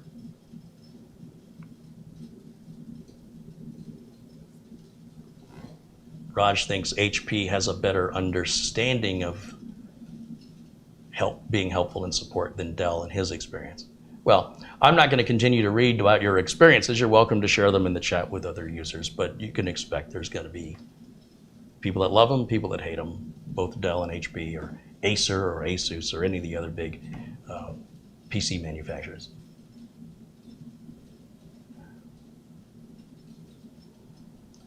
Ramon says, Acronis has changed their product names to include things like cloud backup. I don't need that. Well, the marketplace is filled with competing products sold at various price points with various types of support and compatibility, and some interfaces more intuitive than others. Pick the one that suits you. I'm certainly not suggesting that what I use is ideal for everybody, but rather I'm sharing with you what I use and why I use it. And because I rely on it so heavily in my business, I reach out and say, hey, would you guys sponsor us? Maybe offer my viewers a discount. But if it doesn't apply to you, it doesn't hurt my feelings at all. It doesn't negate the value of the product for everybody else. Again, each person's value system is unique. You cannot please everybody. And decide for yourself which you'd rather have. I'm not going to go out and find a sponsor that competes with another one of my sponsors just for the money grab. I'm not going to do that. I'm going to only use the sponsorships for the services I use myself. And if you choose to take advantage of that, I think that's great. You'll save a lot of money and you're going to have a very good, trusted tool from a reputable company at a great price. If that's not enough for you, well, I don't owe you anything, so you can sort that out. I don't know what sort of response you're expecting from me about that, but that's perfectly acceptable for you to not have a need or see a value in some of the utilities and tools that I use here in my line of work. I'm not presenting it with the assumption that this applies to you. I'm simply sharing with you the tools I use and why I use them. And if you see some value in that, that's great. It's certainly not required. There's Matt Power in the chat, says hello. SJ says, Kerry, I was able to clone and replace my operating system hard drive with an NVMe M.2 and storage drive with an SSD through your video instruction. Thank you. Right on, SJ. Certainly glad to hear that's successful. It's pretty easy. When you have the right tools that also make it easy, that's helpful. There are some cloning tools out there that are, in my opinion, far more difficult, slower in operation, and inconsistent in results. That's why I have the tools I have. It's not because I'm getting paid. I'm paying them to buy their tools, and I'm going through the tools that I need to accomplish the jobs that my customers hire me to do. And through that, I've bought some pretty crappy tools, to be honest, and I chalk it up as a lesson learned. And when I find a tool that meets my requirements of performance, reliability, support, I want to share that information with you. So, David Nation Sr. said, sent $2. Sorry, that's all I can afford. Hey, David, I appreciate it. That's more than most people send, and the contributions to the channel all go back into the channel. That enables me to do more videos more often. It all adds up. If every viewer contributed $2 just on this video alone, we'd be nearly $1,000. So I don't look down at any contribution, because any financial contribution is more than what most viewers contribute. And viewers are not obligated to contribute, but it's nice when they do at any amount. It's a thoughtful thing to do, and I appreciate that. And I guess I missed your contribution, so let me just catch up here if I missed anybody else. Oh, I have. 3D Everything contributes $20 via Super Chat. Steve Mercure with a $5 contribution says, I hope you enjoyed your stay in my hometown of Marshfield, Missouri. Ah, that's right, we stayed at the Holiday Inn Express in Marshfield, Missouri. XRod666 with a $2 contribution said, in my personal experience, Dell was terrible for me. And Pratap Gurung contributes $5. Well, Pratap, XRod666, Steve Mercure, 3D Everything, thanks you guys so much for your continued support. And let me look now. The chat has moved a lot. I've been reading messages from 10 minutes ago, so I haven't said anything or seen anything in the chat recent. I just want to get caught up before I start this and make sure that our interaction is a priority, and when the interaction is slowed down, we'll get over to the work here. But you guys are the priority over this. There's our good friend Luke Greenia joining us from Vermont. Good to see you as always, Luke. Ada Rivera says, I have an HP Envy gaming computer bought in 2015, and it's still kicking with a Samsung solid-state drive, but I'm going to build my next computer for sure. Right on. Our good friend Michael Dane says HP stands for horrible product. Yeah, that's the inside joke. And he continues that he has experience with Dell both ways for his laptop. In other words, he's had both good and a bad experience with them. Yeah. That is also an option that one may conclude.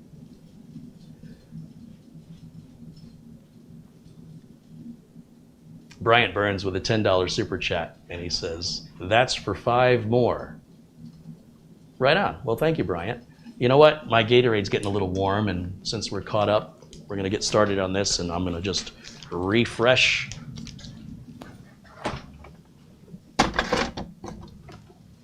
my vocal cord lubrication.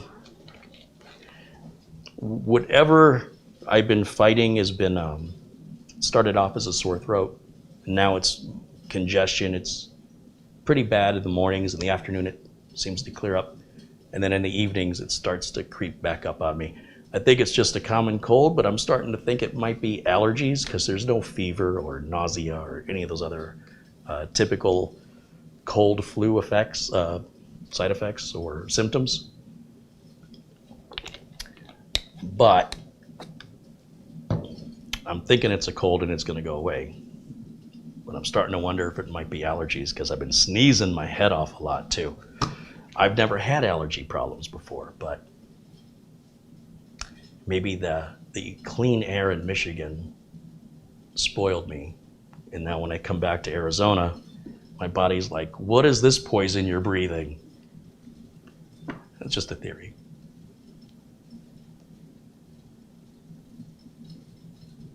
Did I happen to get the booster recently? No, in fact, I was going to, and I thought I don't want to do that while I'm sick.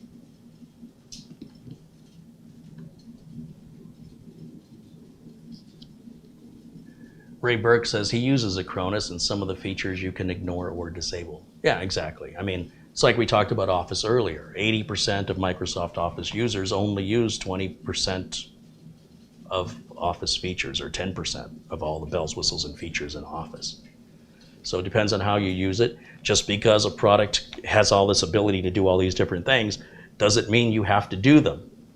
So that's why products like OpenOffice and LibreOffice are good enough for most people. Likewise, most software that you're going to use, including Windows, has features in it that you just ignore, you don't use them. If they don't apply to you, it's not a big deal. It doesn't devalue the usefulness of the product, at least in talking about Acronis or Windows. Everything that the product can do doesn't mean I have to do all of that, or that I should avoid the product because it can do stuff I don't need to do. I don't care about the stuff it can do that I don't need to do. I don't care at all about that. I only care about, does it do what I need it to do? Is it easy to use? Is it reliable? Does it have good support? And is it affordable? So that's the way I look at it. All right, I think we can actually do some work now that we've been live for, how long? An hour and 40 minutes? That's a long monologue. I guess I had a lot to get off my chest. Happy Friday. Did I say happy Friday? TGIF, it's Friday. Hope you're having a great day and a great start to what I hope is a good weekend for everybody. It's good to get back into the swing of things. Being away for 3 weeks, it's kind of tough to get moving again. So I don't want to continue being lazy or being on vacation, because the longer I procrastinate getting back to work, the more discouraging it is to get back to work. And then once I start getting back in the groove, I never want to stop.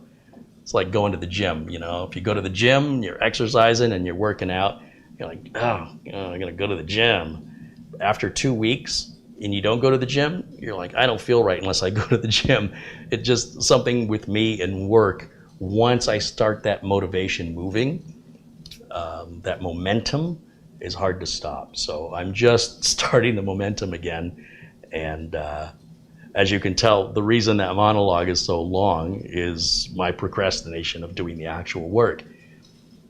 The fact that I'm calling this work is a stretch of that definition, because this is very, very easy. And it's one of the reasons I wanted to make the video, because if you were thinking about buying any version of the Intel NUC, generally you have to propagate the RAM and the storage yourself. Now there are versions of the NUC that are sold with this already sorted for you. Of course, they're going to cost more than if you did it yourself, but do know that option does exist.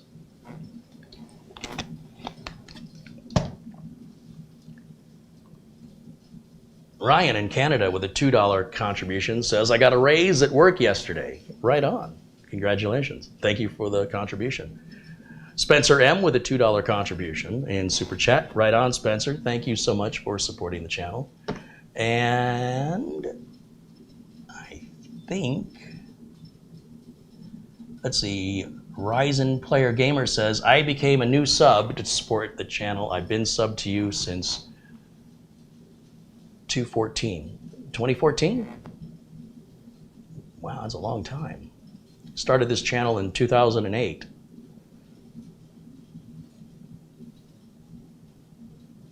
Ada says, been a while here too. Started studying for a new certification exam in December and time is extremely limited, but I took a break today. Right on. You know, the great thing that I hear from many of my viewers is they don't necessarily watch me so much as they listen to me while they're doing other things. This is quite easily a podcast, especially so far. I haven't really shown anything on the screen, so if you were listening to me in the background while you were doing something else, you will have missed nothing until now, because now I'm going to put the camera girl to work so we can get some close-ups of this really cool RGB sculled Intel NUC 8th generation i7. And I think if you've never seen one of these before, you're going to be very impressed with the layout and how easy it is to work on it, and what the expandability is for something that is pretty well proprietary, much in the same way of a laptop. I've had really good reliability on these. I haven't that many in the field. I think about a half dozen of these are in the field of various generations, from the little cube to the longer, skinnier one like this. And none of them have really been a problem whatsoever. I haven't had any calls for support where there was a hardware failure or anything like that. In fact, I really haven't had any calls except for this one. But this one's mine again, so customer's taken care of, customer's happy.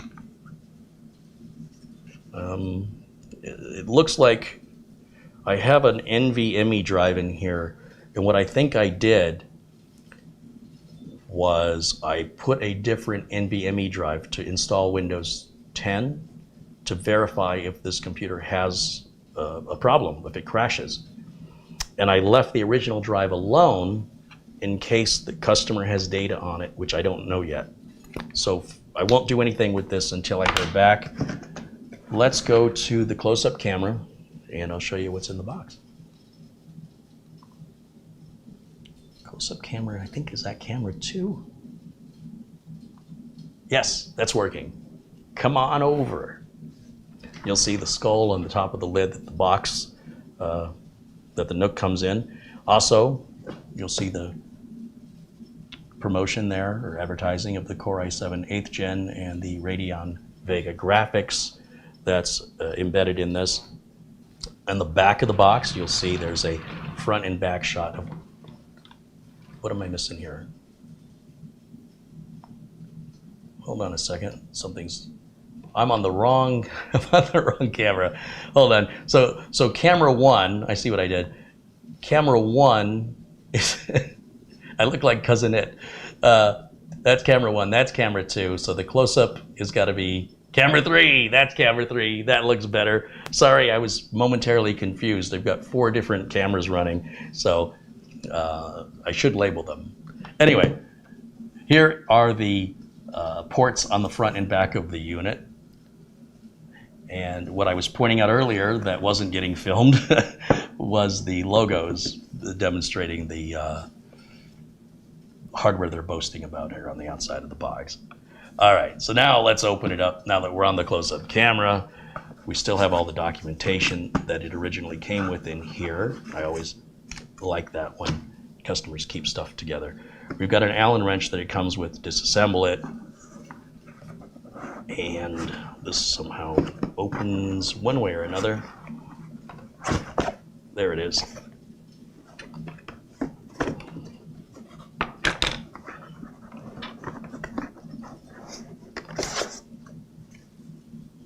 Now, you don't see a skull on there, do you? See, that's really confusing when I first purchased the one that had the skull on it, because it was etched in the plastic and I thought it was RGB. And I thought I was just getting like a $300 savings. But no, it was an older NUC, older generation, and the skull didn't light up. This one, you don't see the skull until it lights up, which is pretty neat.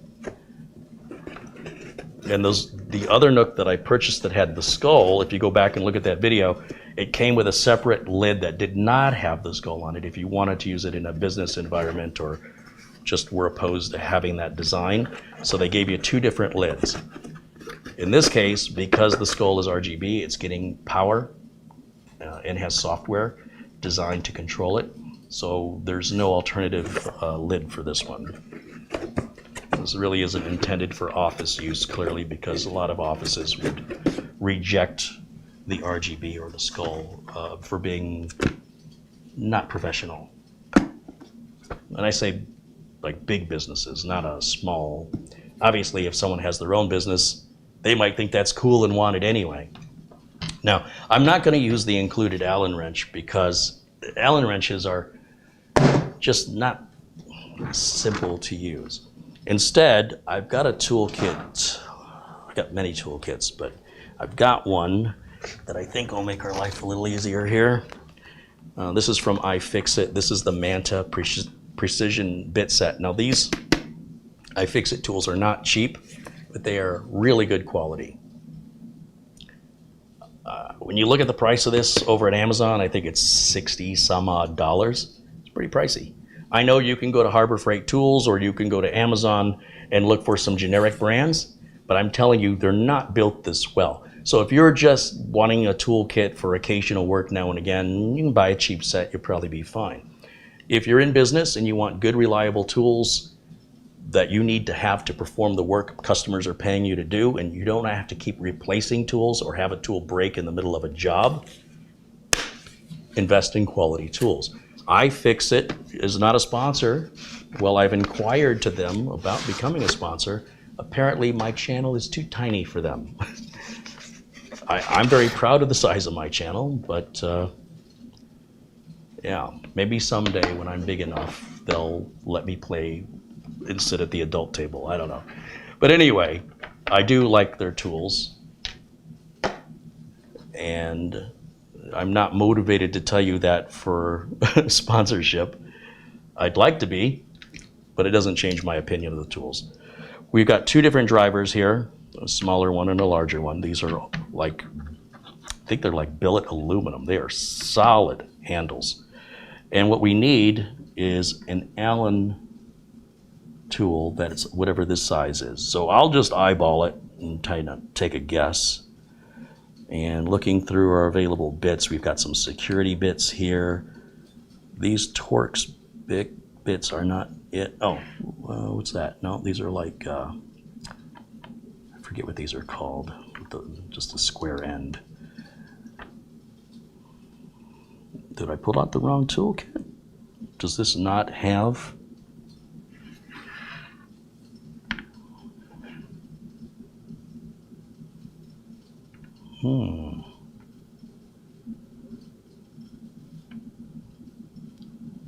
Got a lot of really cool different bits. Look at how teeny tiny these little Torx bits are. That's really useful on some of the laptops that use them.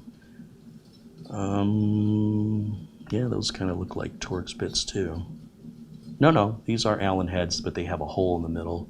That's fine. That should be fine. That's way too big though. I need one smaller than that.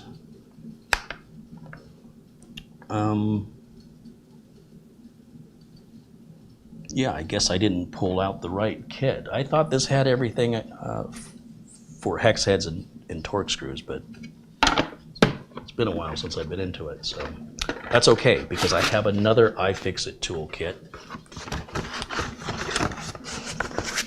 Let me see. I'll go over here to. This is an iFixit called a Mako. That's a precision bit set. Maybe this has some Allen heads in it. This one's much less expensive, but there's also far less number of bits in there. And there's only one driver handle right there. And then this is an extension. If you got to get into a tight spot, it flexes and bends. Torx, Phillips, Torx, straight edge. Right up here. Here we go. Right up here is an Allen head, and I'm just eyeballing that. A little too big. We're going to go one step smaller, and there is a little number that tells you what size that is. There it is, right there. And we're going to take out the 6 shallow screws that hold this lid on. So I'll just grab the driver handle. It's all magnetized. There's no detent in here, so that can just slide out. The magnet's what holds it in position. What size is it? Can you get the camera focus right there. Let me see if I can put it on the screen in front of me, because even with my glasses I can't. It's black on black and it's a small number. Let's see if I go full screen here.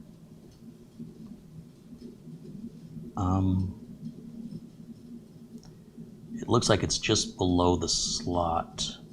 Looks like it's a number 2, whatever that means, in Allen sizes. Because I think the numbers written above are for the sockets.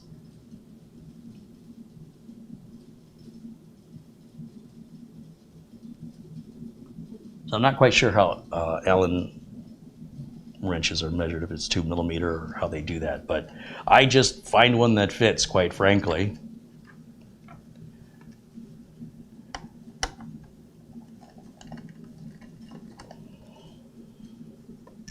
You'll see I don't use a power driver on delicate electronics, which I should think would be for obvious reasons, I hope.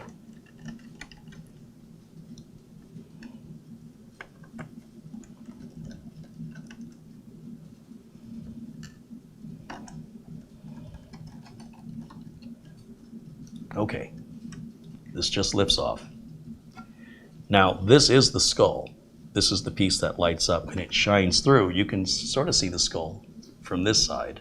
And with light behind it shining through it, you can kind of see the skull through here.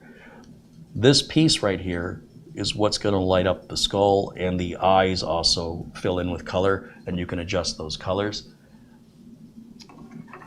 And everything we need to get to is underneath this metal shield. So if we look at the metal shield, how do we remove it?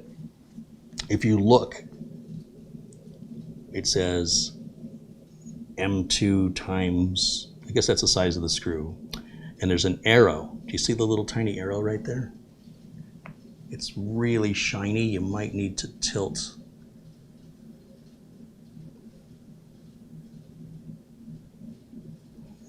Let's see.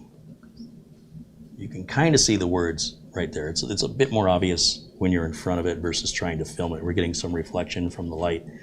But you'll see there's a little arrow pointing to this screw.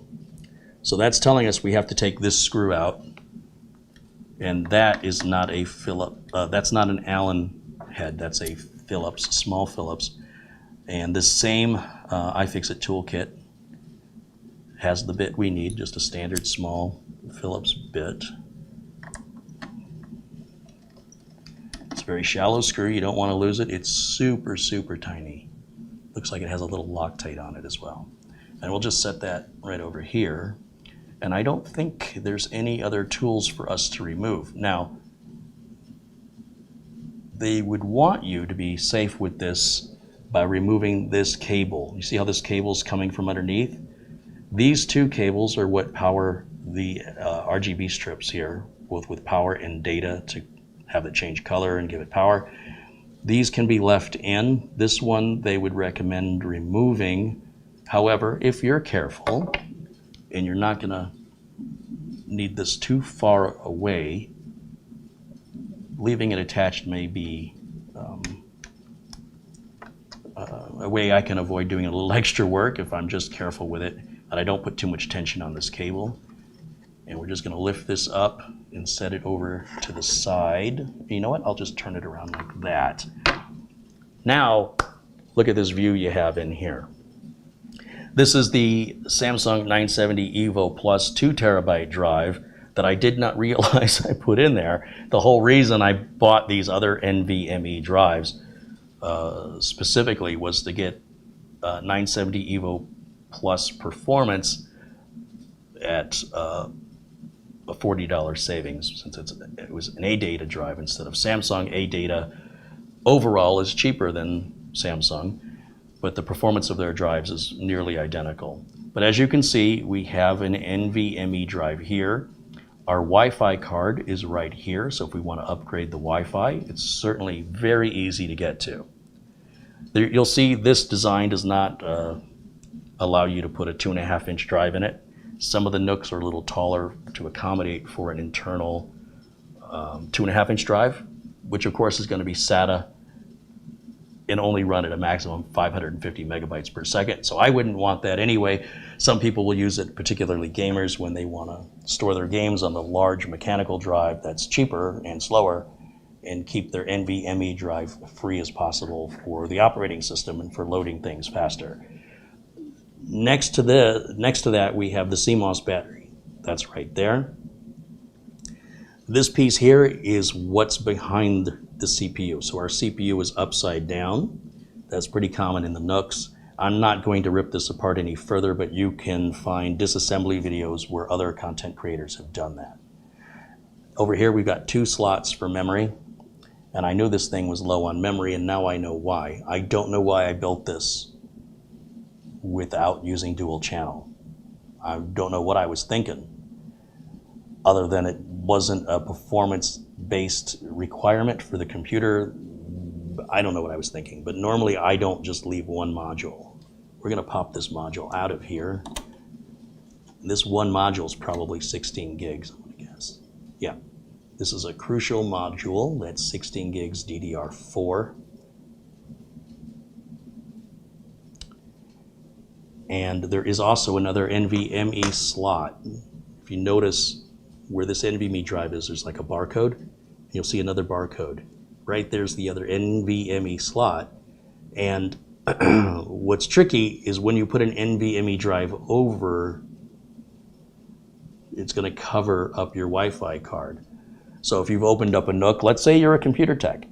Customer says they got Wi-Fi problems, they bring in their NUC, you've never seen one before, and their NVMe drive is installed over here. You're gonna be like, where's the Wi-Fi card? You won't see it until you take the screw out here, take the NVMe drive out, and then you'll have access. They stack it. So if you don't know it's there, it's not obvious. The Wi-Fi card is fine. I don't think it needs to be upgraded. This Samsung 970 EVO Plus is fine. I suppose I could leave it. For RAM, to do the RAM upgrade, it's very, very simple. This is what we've got. It's $160 for this DDR4 SO-DIMM. Like I said, it's the same price from at least 3 different manufacturers, all with the same specs of capacity and speed and latency is all the same from the brands I was looking at, with all the same price. The difference was in the delay in shipping. Some would arrive next day, others would arrive next week. So I went with G.Skill simply because I could get it faster. We get our free Go Faster sticker. When we take the RAM out of the package, we want to bend the package. Don't bend the RAM getting it out. Bend the package, because the package you're probably going to throw away. The RAM's the expensive part. When we put the RAM in, you'll see it's got a notch in it, or what we call a key. This prevents you from installing the RAM upside down. If you look carefully at the socket, there's a little notch or a tab right there, and the slot is over here. So if we turn the module around 180 degrees, now that notch aligns with the slot, and we're gonna put that in. You'll see I'm on a bit of an angle here. Go ahead and back the camera up just a little. There we go, it's a little out of focus. And now I'm just going to gently push that in so that you don't see the gold connector anymore. And then evenly push down both sides, gently. And the little tabs, retention tabs, lock that RAM into position. Now we have just literally installed 32 gigs of RAM. This is a matching RAM module. When we're using multiple RAM modules, if you want to guarantee compatibility, you must stick with the same manufacturer and the exact same specifications with regards to your CAS latency and timings, voltage. All of that has to be the same to guarantee compatibility.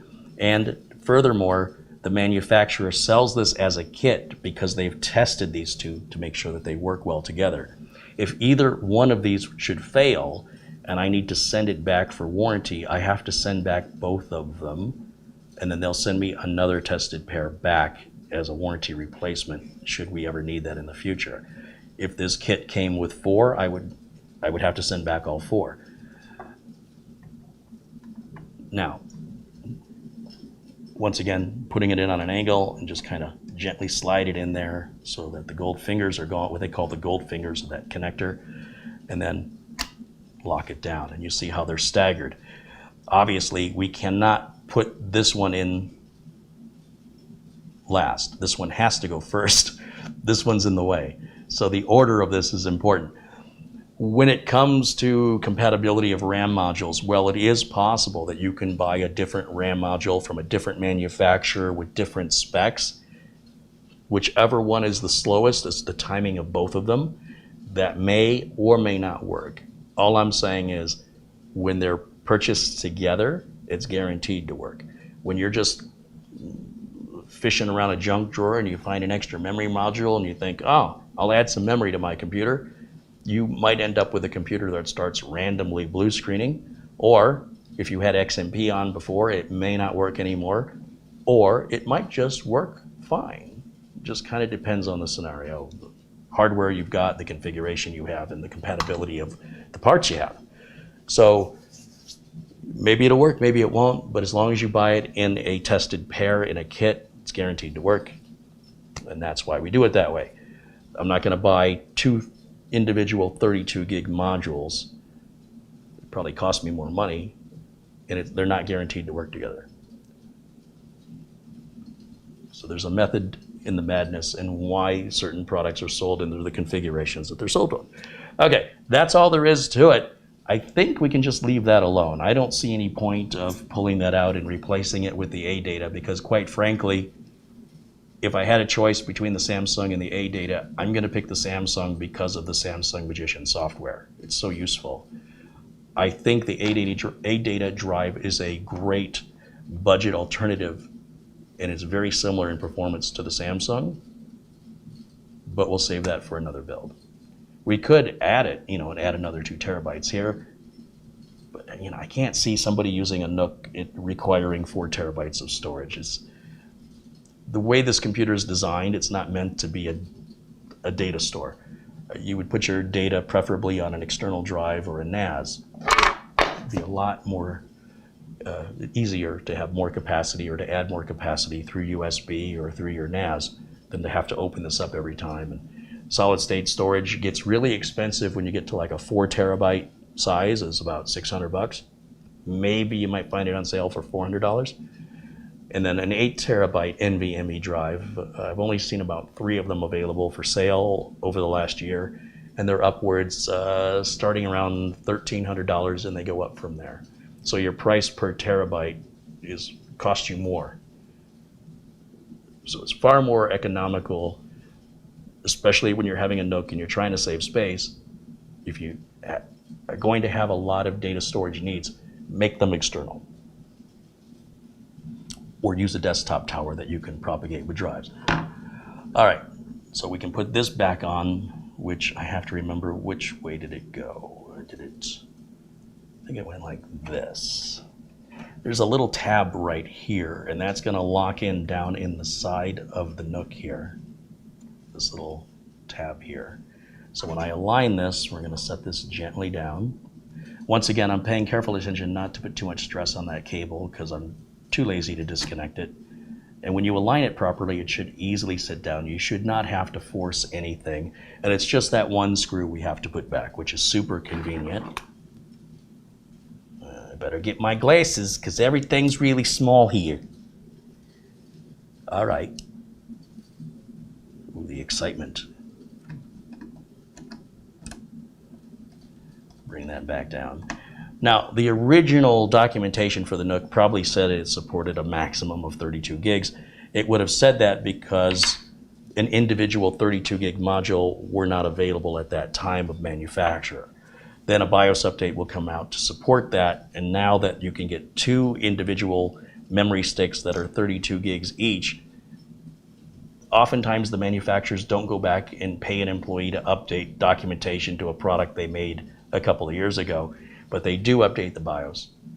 And so since 32 gig individual modules are now available, it's going to be compatible through a BIOS update. It's not like they have to re-engineer anything to make it work. Just putting the lid on, I think, is all we have left. So once again, we want the part with the skull to be, you can identify the eyes, right? So we know which orientation and direction this is going to go on. And again, there should be no force required. It should just gently sit on top. We'll take the little Phillips head off, put that back wherever it went here, and put the Allen head back on.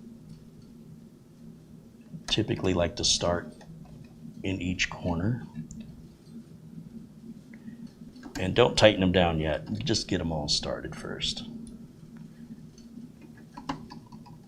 Well, you don't have to go into any specific order, and the screws are all the same, so if this screw originally came out of that hole, that doesn't matter. They're all the same screw.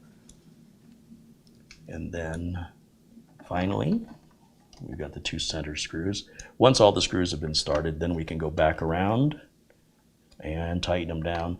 I generally will go into like a star pattern just to make sure the lid doesn't sit crooked. It's not really a problem for things like this, but it just becomes a habit for me that doesn't hurt to do it in a star pattern. Even if there's no concern of warpage, there's also no harm. And we don't want these too tight. You just want to snug them up. You don't want to have to sit there and have to crank on it to get the lid back off, because I don't even know that that RAM works. So I put it back on because in order for me to show you the skull, I've got to put the lid back on it. And I'm pretty confident the RAM is going to work, but there's a possibility that I might have to open this back up again. So ideally, we would test it before we would put the lid back on, but that's just not as entertaining for video purposes. But as a private working technician, without a live audience watching my work, I would probably hook that up and test it without the cover on it, just so I wouldn't have to take it back apart again. All right, so in theory, we should be done, but I'm setting myself up by putting all the tools away because I should be done with these tools, but I may not be. But more than likely, everything's gonna be okay. Now you'll notice there's no power supply in here. One of the ways they get this so small is by putting the power supply externally. And look at the size of that monster. The power supply here is almost as big as the NUC itself. If you look at a desktop computer and you see the size of a power supply, it takes up quite a lot of room. So when we're trying to make a small computer, something much more portable or something that takes up less desktop real estate, if we can get the power external, we can save a lot of space and a lot of heat from being in the box. This is a proprietary power supply. Interestingly, it says it's made by Radeon. That's shocking. I would assume this was made by Intel. But apparently Intel contracted out the power supply to Radeon. Huh, never noticed that before. You don't want to use this power supply on any other computer unless it's a same exact model NUC.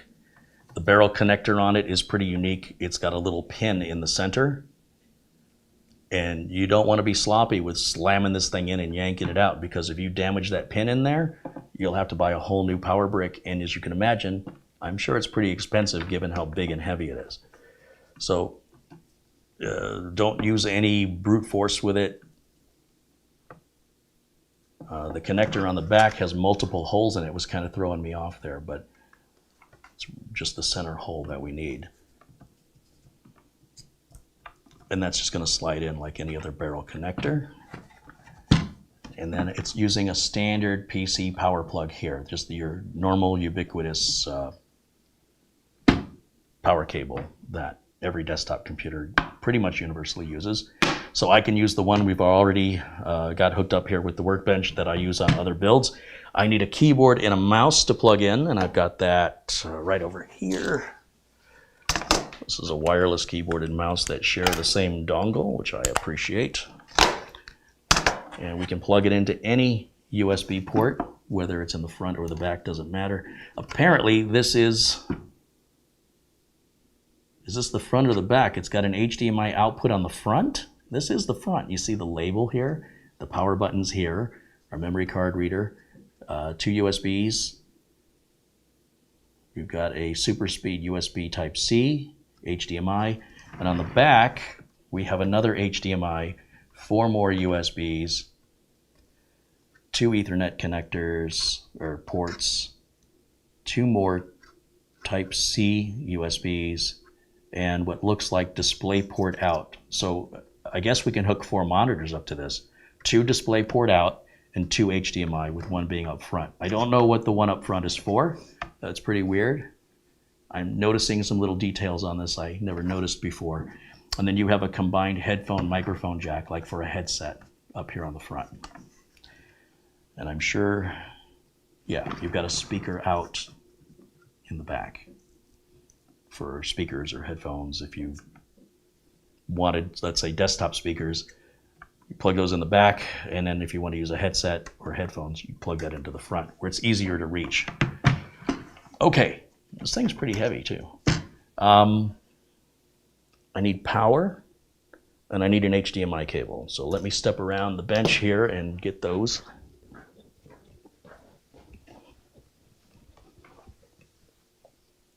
Oh, and an Ethernet cable too, right? Because I've already got Windows 10 freshly installed on here. So the Ethernet cable can plug into either of the Ethernet jacks, or I could hook it up with Wi-Fi, either way. Once we plug in a network cable, the Wi-Fi is disabled automatically. And if we unplug this while we're in Windows, the Wi-Fi adapter automatically enables itself.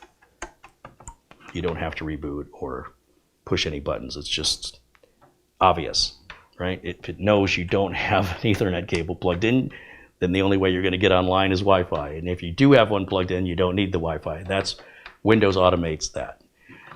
And then the power cable will plug that in here, like so. I'll clear some space here on the bench.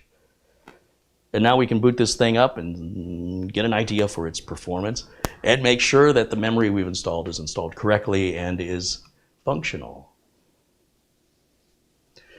So I'm going to start by reaching,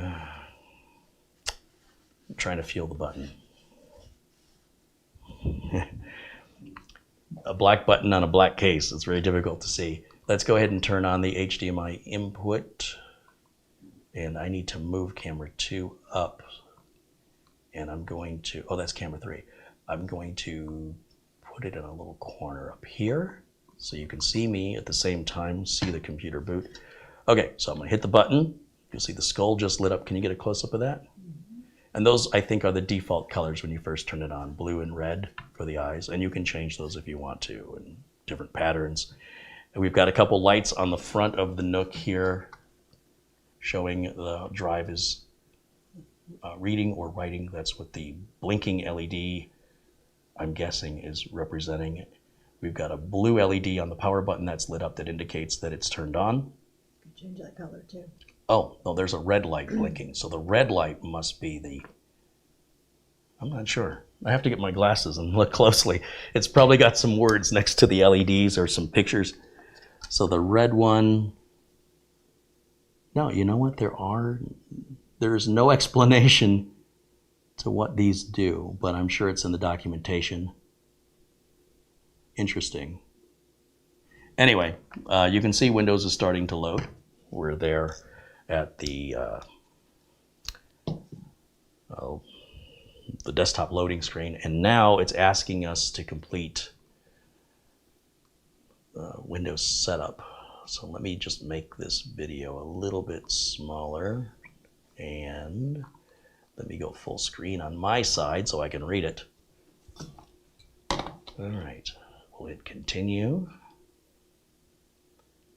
Don't update my browser settings. And then cancel that because I don't want to sign in with a Microsoft account. And they're going to remind me to do it again. It's loaded in 4K resolution, which always annoys me since I've got the 4K capture card. Everything's super tiny for me to be able to read. So I'm going to go to display settings and bring that down to 1920 by 1080.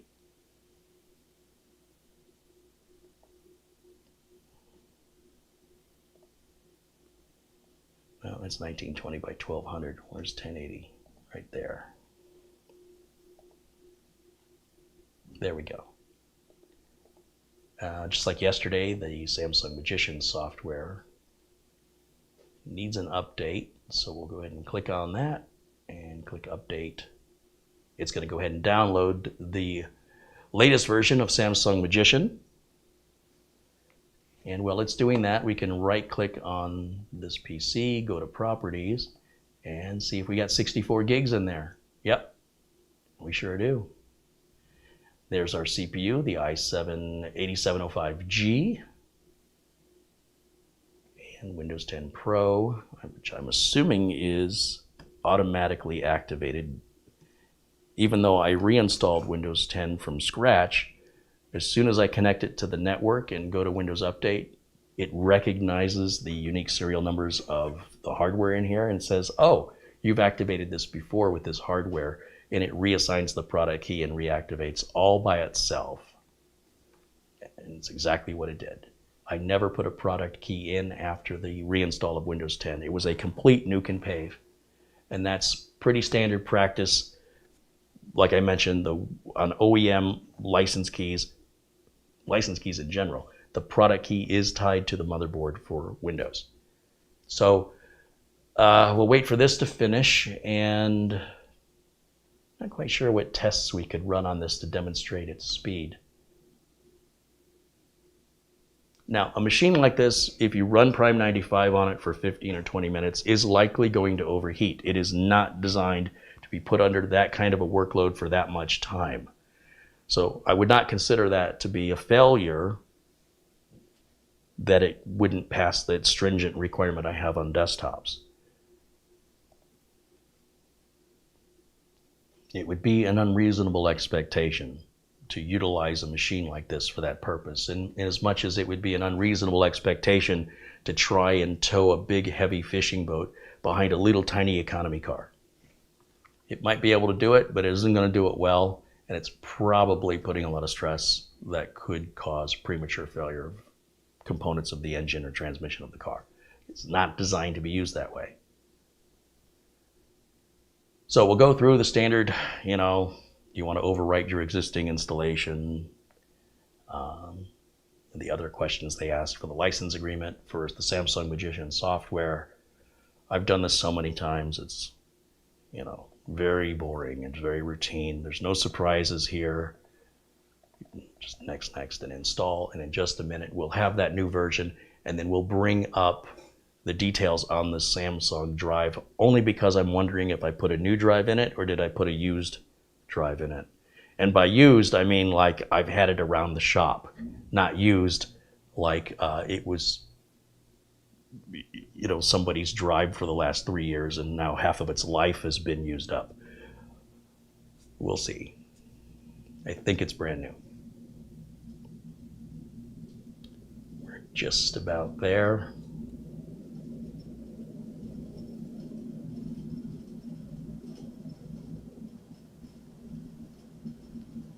Now what's really cool about an Intel NUC is the Intel driver utility. That free driver assistant that I've shown you in the past. With a NUC, it'll even update the BIOS for you. And that's really convenient since you don't have to go and look for it. You don't have to go through whatever series of steps it takes to apply it. The Intel driver assistant software does all of it for you automatically. All right, that installs the update to the Samsung Magician software, and now we're going to see the drive has had 909 gigs used, so that's equivalent of like installing Windows 10 on it about 10 or 11 times. That's pretty low usage. It does verify that it's a genuine drive from Samsung, and we could test the performance of the drive, things like that. We should be seeing about 3,600 on the reads, about 3,000, maybe a little bit more on the writes. So we can confirm that with Crystal Disk Mark, which I think I already have on the desktop. Yeah, I think there's a newer version out, but this one's good enough for our testing. And we'll run all the tests. And while the tests are running, we'll go back to the chat room now, which I have not been able to see. I've been full screen this whole time. And we'll go back to camera. No, we'll leave it on this camera for a minute. Yeah, 3,514 megabytes per second on sequential read. Like I said, between 3,500 and 3,600 is what we're looking for. We're going to do all of the read tests on the left, and then all of the write tests on the right. This test this evaluation will take a couple of minutes, and we don't want to use the computer while this is running or to affect the results in a negative way, and those results then will not be accurate. So while we're waiting, go back through the chat room and see what I've missed.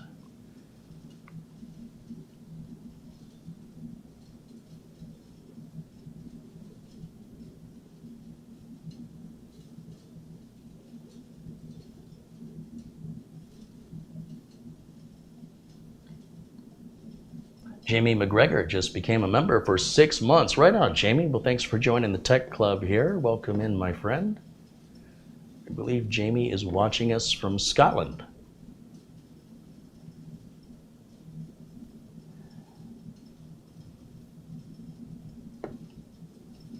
Hall or Holly in the chat says that they had an Intel NUC which died in Intel Windows BIOS update. Sent it to Intel, who refunded my money because there was a 6-month delivery wait.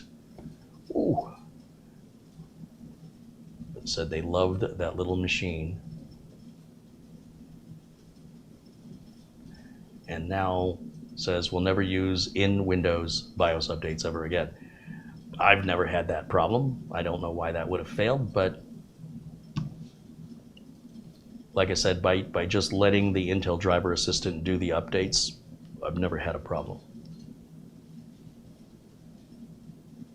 And it's had a number of BIOS updates since it was sold, and they've all worked like they're supposed to. So what you experienced isn't normal, but I can understand as a result of that you don't want to trust Windows for BIOS updates anymore, or do BIOS updates well in Windows, but I can assure you they're pretty standard practice these days.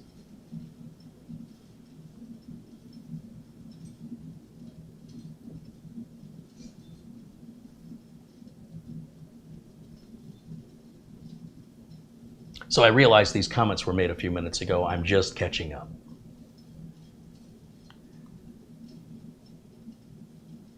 Yes, you can turn the LEDs off on the skull if you don't want to use it, but you've paid extra for it.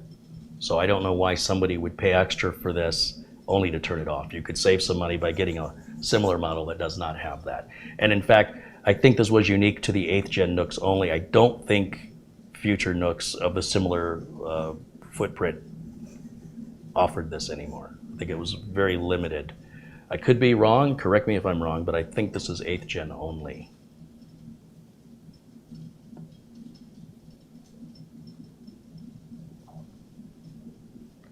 Ramon says it's called bit number 2 for the hex. All right, I appreciate that explanation. I don't know how they're measured out.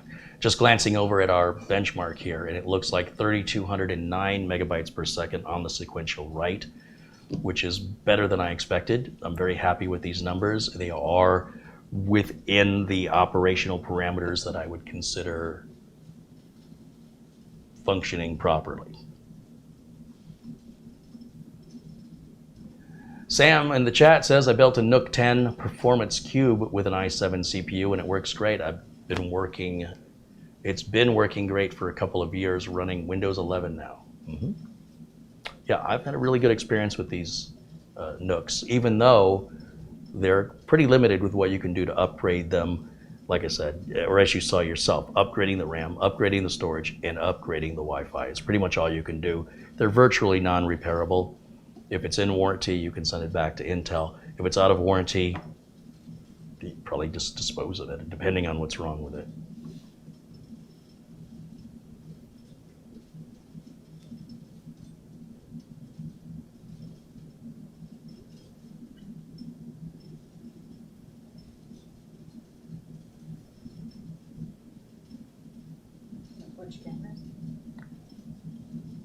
Your arm getting tired?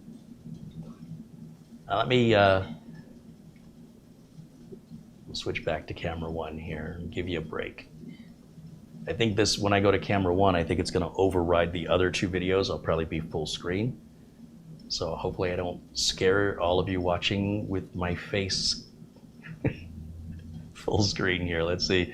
There it is. All right, you're clear. All right, we'll turn off camera 3. I really should relabel that. I thought it was camera 2. I should relabel that to close up or something, so I don't make that mistake in the future.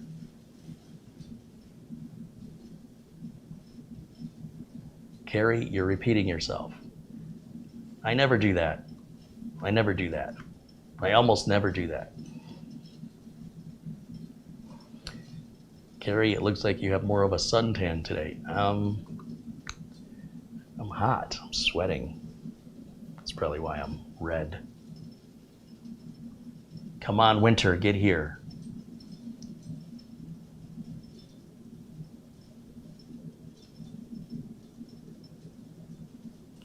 William Dawson in the chat says that Intel NUC looks like the way to go if you're looking for a small computer to do general tasks.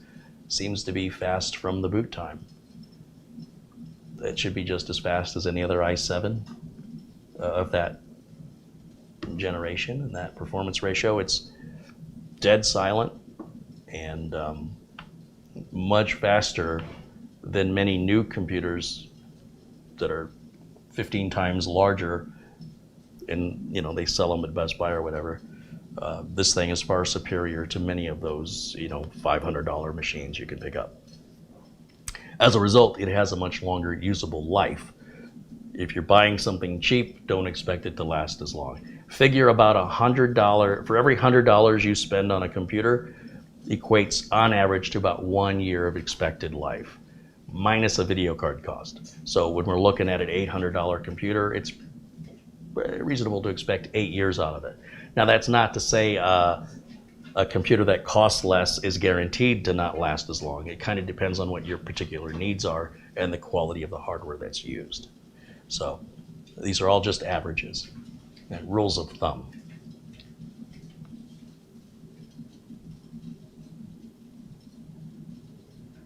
Thomas O'Keefe became a supporter. Right on, Thomas. Thanks for being a part of our tech club here and for supporting the channel. Could you do a user benchmark? What is a user benchmark? Crystal Diskmark is a user benchmark. Every benchmark I run is a user benchmark. Can you be more specific? Patrick wants to know, why would you put 64 gigs in a NUC? Are you video editing? The reason I'm putting 64 gigs in this NUC is because I can. Somebody who wants a performance version of the NUC, which this is, doesn't necessarily want to save $50 to go to 32 gigs of RAM. The person who buys a machine like this is going to want a large and fast NVMe drive. They're going to want as much RAM as they can afford to put in it. This isn't an i5 NUC. Now, if this was an i5 NUC, I would agree with you, 64 gigs of RAM isn't quite a match. But it also isn't a match to go cheap on the RAM and put 16 gigs in it, or like the way I opened it, it only had one RAM module, therefore running in single channel mode. This is a performance edition, so it's sort of like buying a performance car. Why would you necessarily buy items for that car that you don't necessarily need? Well, because it's a performance car, right? So you might get performance tires, you might get performance wheels, you might buy other performance enhancements to the car, even if you're not utilizing that performance or have that need necessarily. It goes with the overall, what's the word I want?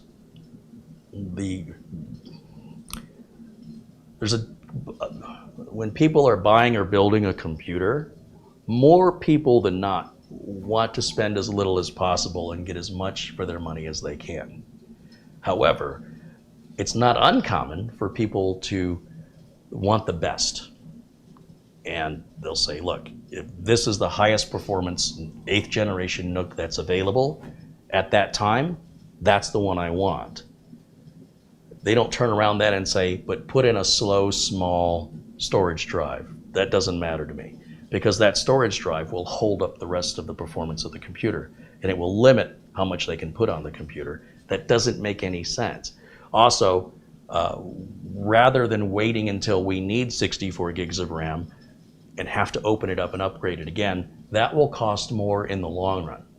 So if we can do it right out of the gate, just go ahead and upgrade it to its maximum and be done with it. That's never a problem we're going to have moving on to the future where we're going to need to upgrade the RAM. It's already upgraded to its maximum capacity. That's never a problem we're going to need to visit. It's done. If we only put in 16 gigs, and now we add another 16 gig, and then later we want to pull those two and replace it with 232s, we have spent way more money than if we would have just put 232s in to begin with. So at the end of the day, it's not put in because it needs to be put in. It's put in because it fits the caliber of machine that we're building here. This is not a budget machine. This is not a machine that people buy because of its value for the dollar. This is a machine people buy for its size. The light up skull isn't necessary, and it adds expense, as does all RGB. That gives you no benefit to reliability, performance, compatibility, or lifespan. It's an unnecessary ornament. So I'm going to put in as much as I can put in that I think is reasonable for this scale. And if I had a 4 terabyte solid state drive that was affordable, I'd put it in there. And if this was a Gen 4 NVMe compatible motherboard, I'd be putting in a Gen 4 drive, even though most people aren't going to see any real world difference between a 3rd generation and a 4th generation of PCIe. But if it had that capability, that's what we would be putting into it, because we can, and that's the caliber of the machine that we're building. Again, it's not a machine that we're building on a budget. It's a machine we're building that fits a theme. So that's the logic behind it, and the price difference isn't really that much now. Looking at how much 16 gigs of RAM costs versus 32 gigs, it's looking at how much 32 gigs costs versus 64, it's far more affordable today than it was a few years ago. So not like it's a major expense overall when you consider how much is already invested in it.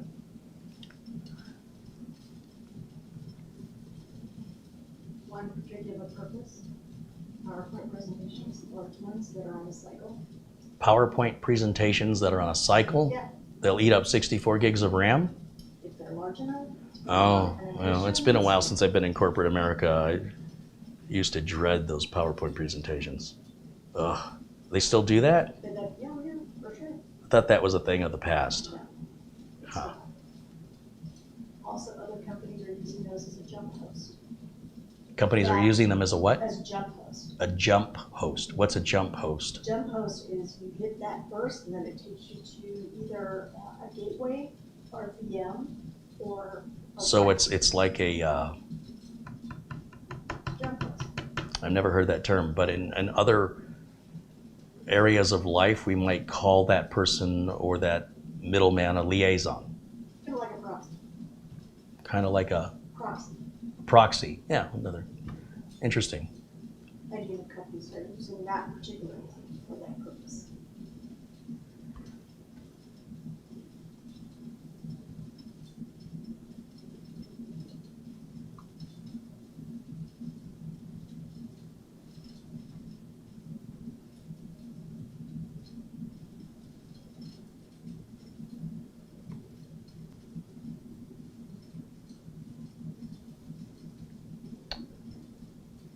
Richard Cullen joins us in the chat. Welcome in, Richard. Garth wants to know if Acronis will have discounts this year. Well, I'm assuming you mean with this community. I hope so. We've talked about it. I need to get back to them. I was planning on reaching out to them when I got back from vacation. I haven't had time yet. But ideally, yes. But nothing's been set in stone yet. Either way, I mean, they haven't said they aren't. They have said they want to. We just have to reach out and figure out what we're going to do, when, and for how long. Ideally, we'll do it in November.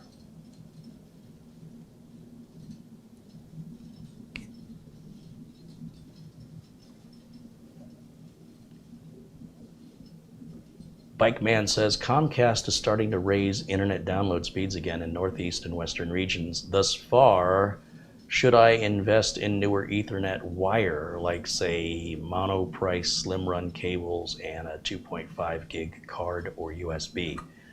Well, I would have to ask if you have a router that's 2.5 gig. I would have to ask if you have a modem that can output at 2.5 gig. You absolutely have to have those first. And obviously, you'd have to be getting speeds over 1 gig to even justify that. Generally speaking, when the ISPs rather are raising their bandwidth rate, it's not so that one person can have more. It's so that multiple people sharing an internet connection aren't being they're not causing the other users performance degradation or lagging or latency. So the idea is that by giving you more overall bandwidth, each connection, whether it's from everybody's smartphone connecting, your TVs might be connecting, you might have the Internet of Things devices like a refrigerator, a washer, a thermostat, you might have Alexas, you might have other, cameras and other things all eating into your bandwidth, and now suddenly you go to do something online like watch Netflix or something, and somebody else might be also streaming some video, and now both of you are getting stuttering or lower visual quality in order to reduce the bandwidth requirement. So by giving you a bigger pipe, the idea is that everybody connecting now won't impact the other person. This concept of having just one computer hooked into an internet connection and utilizing fully that internet connection would be very unique and unusual. I am sure there are people out there that do that, but at the end of the day, that's going to be for you to decide if it's worth it to make that investment. At this point, for me personally, I don't use 2.5. None of my customers use 2.5, and it's very cost prohibitive. I've never seen a 2.5 modem from our cable provider. In fact, I don't even see 4K broadcasts on the network, the cable provided television service. It's 1080. There's no 4K. It's been years. We still don't have 4K from Cox Communications on their television service. You have to go to DirecTV or another source or even stream to get 4K. So the cable companies aren't usually leading the way when it comes to high performance. But at the end of the day, if there's some fiber optic being installed and you're willing to pay for that and you want it for faster bandwidth, the other final thing you've got to consider is whether or not the people that you're communicating with at the other end of the connection can even deliver the data to you that fast. So it's great that you have the ability potentially to do 2.5 gig, that your internet can handle 2.5 gig. But what are the odds that whatever you're connecting to on the other side that's serving hundreds or thousands of people simultaneously would be able to deliver that?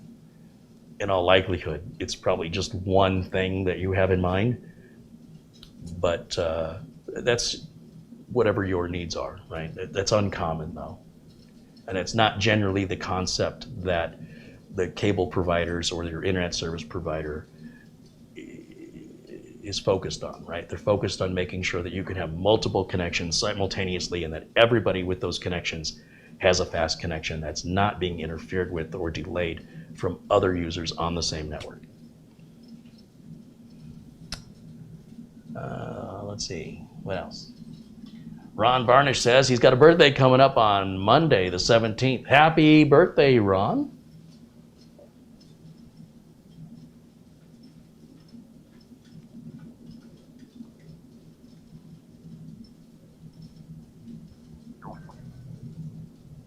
Patrick wants to know if the Nook will be available for sale, and if so, how much are you asking? I hadn't really thought about it. It doesn't have a home. I certainly don't need it. I wanted to make a video showing how easy they are to upgrade overall.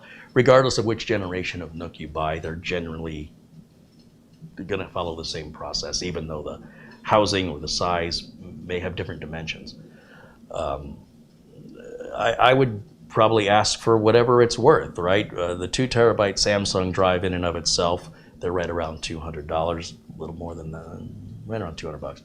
The RAM I just purchased is 160. We're at 360 plus tax on just those 2 parts. Then overall, the NUC itself, this was an expensive NUC when it was purchased, 8th gen. I could probably look and see how much I paid for it. I'm gonna guess it was around $1,000, 900 to 1,000 plus tax. You reduce some price because it's used, you're probably in the ballpark of around $700, I'm guessing. I don't know.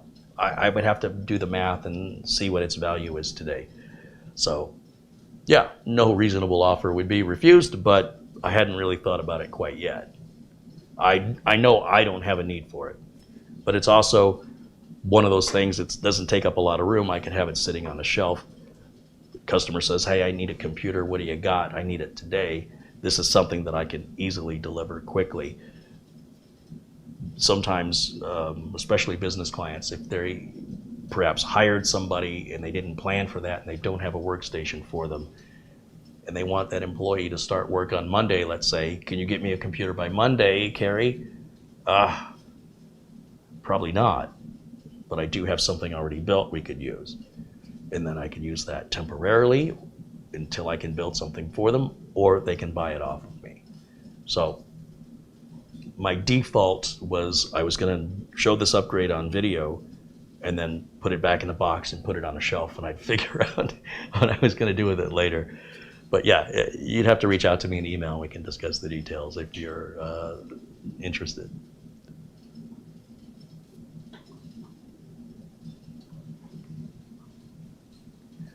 Bikeman says the XB7 gateway modem router does have a 2.5 port. Yeah, but is the 2.5 port an input? In other words, it's one thing if your router has a 2.5 gig output, but on the internet side of it, right, on the back of your router, oh, you say it's a modem and router combined. Okay, well, that makes sense. I wouldn't use a combined modem and router myself. I'd never get enough range or performance out of those for my demanding use. In my demanding use, I don't see any benefit from 2.5. But again, that'll be a choice you'll have to make. It's sort of like you've asked me a question and now you're justifying your own answer. I'm not quite sure, but you know, whatever suits your needs is clearly not common. It's not a typical thing consumers desire, not yet anyway. So if you have special requirements for that justify the expense, that's obviously a decision you'll have to make and decide for yourself if it's worth it. I myself haven't seen any benefit with it. Like I said, I can get 2.5 gig working, but to what? What service is going to deliver me 2.5 gig online? And what other computers do I have on my network that I can communicate with at 2.5? Certainly not my laptop, and my main machine here at Studio B is a laptop, so I'm already kind of stuck with the limitations of the wireless connection. And wireless may end up being much faster than wired connections as they keep developing it anyway. So you might just need a little patience. If you want to be first and if you have a justification for that, have at it. There's no harm in having it if you're not using it. But I think you might find it's not the performance boost you think it is. But maybe I'm wrong. Maybe you use your computer in a very unusual way. So you let us know if you decide to do that, and when you look back on it, and you had to do it again to go through the expense of paying for that stuff and configuring it, be kind of curious once you've been through it, looking back on it, if you think that was a mistake or you wish you would have done it earlier. Follow up with us if you go that route and let us know. Because you'll be one of the only people I've ever met in reality. I've heard a lot of people talking about it. I've never actually met anybody that utilizes it or notices any significant improvement.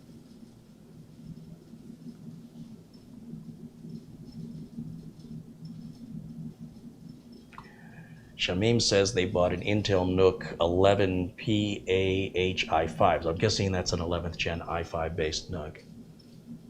I like all the NUCs. You know, they have different shapes and sizes. The only NUCs I don't care for are the large ones, because the whole point to me is a NUC is supposed to be super small. So when Intel's releasing a big sort of mini ITX and they're calling it a NUC, it's not a NUC to me. I don't have a problem with the product. I have a problem with associating it with the name NUC. But that's my hang up.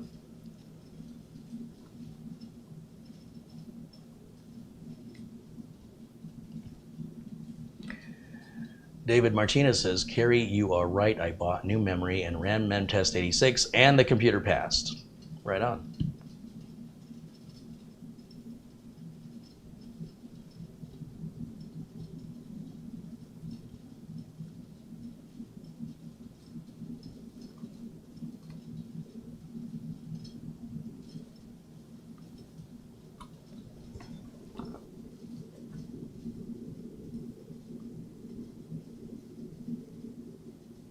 I'm looking back through the chat to see what I might have missed here.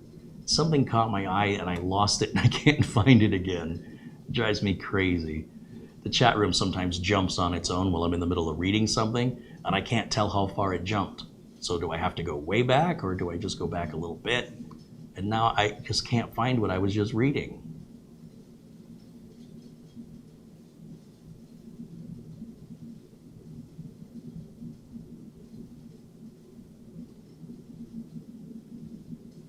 Dunkany says, just out of left field here, but I just want to say I'm enjoying a new dark spiced rum discovery here. It's the Kraken Roast Coffee. So I know Kraken rum, so they're saying there's a Kraken Roast Coffee flavored. Yeah, that's not uncommon. They've had coffee flavored rums for a while. But enjoy that.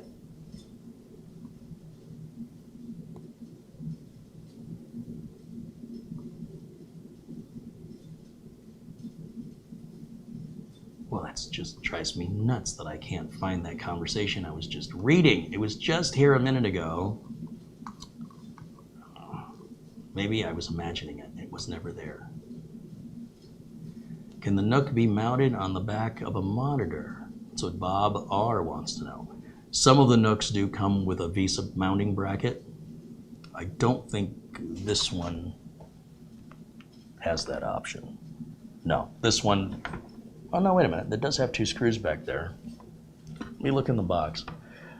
There's no point, in my opinion, of getting the RGB skull and then putting the NUC behind a monitor where you'll never see it, because you are paying extra for that RGB.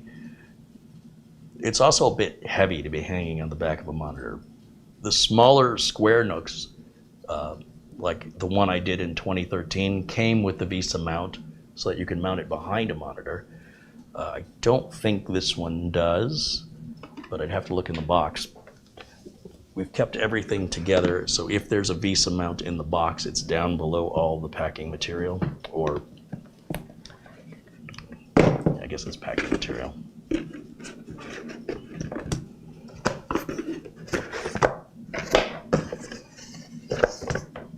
I'm not seeing anything. No, I don't think this model came with it, but there are models that do. And once again, it wouldn't make any sense to spend extra for the RGB skull and then put it behind your monitor where you can't see it. That would be a waste of money, right?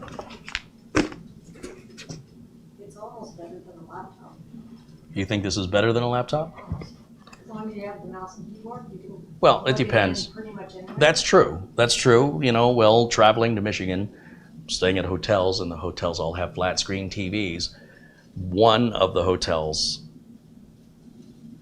had the remote with the hotel name on it, and certain buttons were not on the remote, like menu, so I couldn't change the input. So even though I could take my laptop, run an HDMI cable out of my laptop and into the hotel's TV, I couldn't select a different input. Now, if I had known that, I could have ordered like a universal remote that I could have carried with me in my luggage if I'm always staying at the same chain of hotel.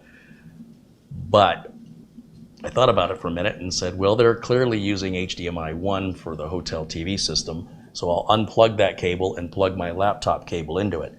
So in a way, it is like a laptop in that if I'm going to be plugging it into a television, at a hotel or wherever I'm staying, that's one thing. But if I'm on the road, if I'm sitting on an airplane or something and I want to work on a project, this is not better than a laptop because you don't have the keyboard, the mouse, or the monitor. You also don't have a battery to run this off of. So it has to be plugged in. Once again, it kind of depends on what you're looking for as far as portable goes. In some ways, it's more powerful than an ordinary laptop, or it's as powerful as a more expensive laptop because you're not paying for the screen, you're not paying for the keyboard, the mouse, the battery. So pros and cons, just depending on the needs of the end user.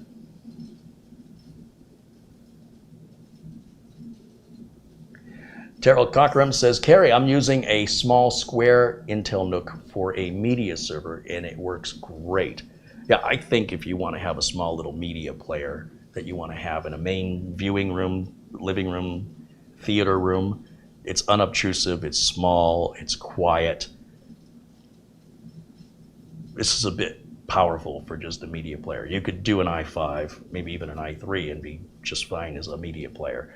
Run your Netflix off of it or Hulu, Amazon Prime, or any of the Disney Plus, Paramount Plus, all that, just stream it right through.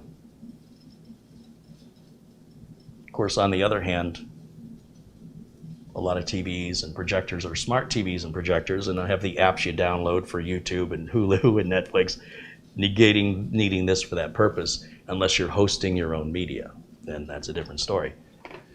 Once again, I wouldn't host my media on this because the space is very limited. I would host the media on a NAS or other device on the network. But yeah, it's a bit overkill as a media player, this particular model. Can you test one thing with that thing? Can I test? The USB ports. Use more than one. Use more than one USB port? You think I might have a problem? Let's take a look. Let me switch back over to the output of this, which is right there. And let me go full screen on my side.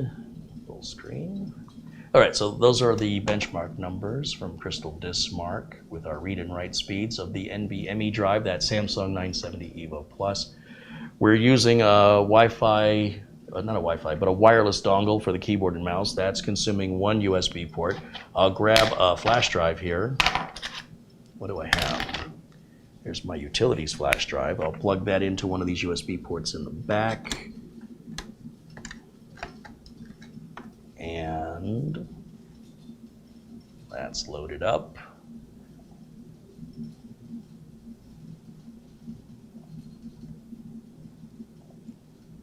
Okay, so we're using two USB ports. You want me to load a third one?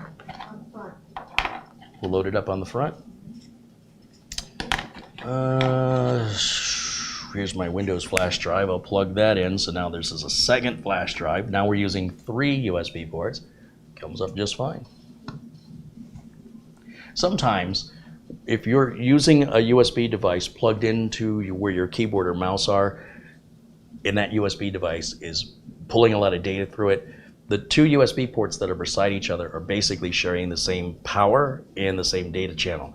As a result, if one device is pulling a lot of power or transmitting a lot of data, the other device is going to be laggy. So you might end up, for example, where a mouse starts acting intermittently, where it'll kind of move and stop and move and stop. And if you unplug the device, the USB device that's plugged in next to where the in this case, the Wi-Fi dongle is, or the wireless dongle is for our mouse, and move it to a different USB port, it solves that problem. Other times, people are using a wireless keyboard or mouse, and they're really far away or have something that's interfering with the signal, and it causes the mouse or the keyboard to act a little wonky from time to time, where they're not as responsive or acknowledge clicks. I've seen that a lot. Now, right now, we're using three USB ports, right? We've got the wireless dongle for the keyboard and mouse on one USB port. We've got the Windows 10 flash drive next to the USB port up front with the wireless keyboard and mouse dongle. And my utilities flash drive is plugged in one of the four USB Type A 3.0 ports in the back, and everything's running exactly like I would expect it to. I don't see the mouse moving and stopping, moving and stopping. I can see down at the bottom we have an orange dot next to the restart here. That tells us it's downloaded some updates from Microsoft and it wants to restart. So I'm going to click power and then update and restart, and we'll let those updates apply. And I'm going to leave the flash drives plugged in. I do recommend when you are shutting your computer down or restarting it, unplug any external drives or flash drives. Leaving them plugged in could result in your computer taking a long time to boot or not booting at all, especially if it's an older flash drive or storage drive. Just bear that in mind. I've had some people go, why does my computer suddenly take 2 or 3 minutes to boot when it used to take 13 seconds? And almost, I'd say 90% of the time, it's because they plugged some USB drive into it, like an old mechanical drive they've had for 10 years. And it's working fine, but when you boot with it attached, it's causing the whole system to just become a dog.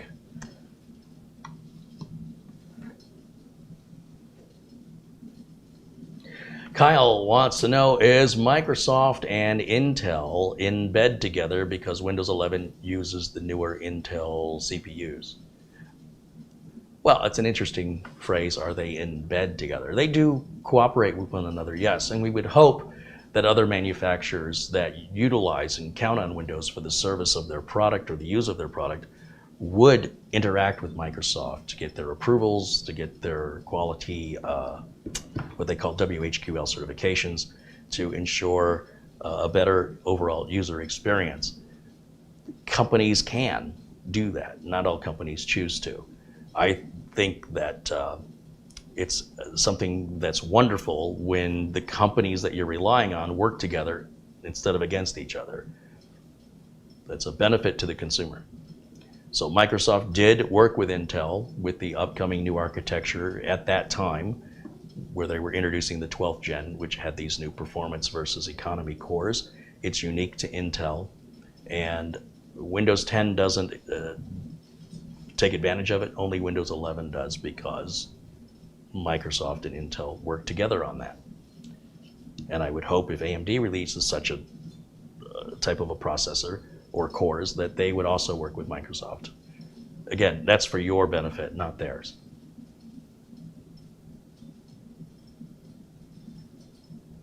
Kyle in the chat says, Carrie, I just built a 12400 i5 system with 16 gigs of RAM and a 1 terabyte NVMe drive with Windows 11. What did it cost you? About $800, $900? I'm going to go back to Windows Update since we're back in the desktop here. You can see the flash drives, well, they're still plugged in. If I go to the yellow folder, you'll see I haven't removed them. So we're still using 3 USB ports, just like we were. And we'll go to Windows Update. And we're going to check to see if there's any optional updates or anything we might have missed. I'm getting the green dot down at the bottom here for the Intel Driver Support Assistant. I'll just double click on that just for a second opinion, have it scanned just to verify that there's no other updates. It's giving us all the specifications of the current BIOS and the date of that BIOS that's installed on this NUC, the model of NUC, the model of Windows, the build of Windows, and then all of the hardware that it's detecting installed. And everything says it is current, up to date, and functioning optimally. Yes, we are missing some optional updates. Let's see what they are. A network driver. I mean, it's a little puzzling when Microsoft tells you you have a newer driver for your Intel network card, but the Intel driver updater says you're current. Which one do you believe? My preference is go ahead and grab whatever updates Microsoft, their Windows Update is offering, and then restart the computer and make sure that it hasn't caused any adverse effects on your networking. And then recheck the Intel Driver Assistant, because it might now say I have a newer driver for the network card.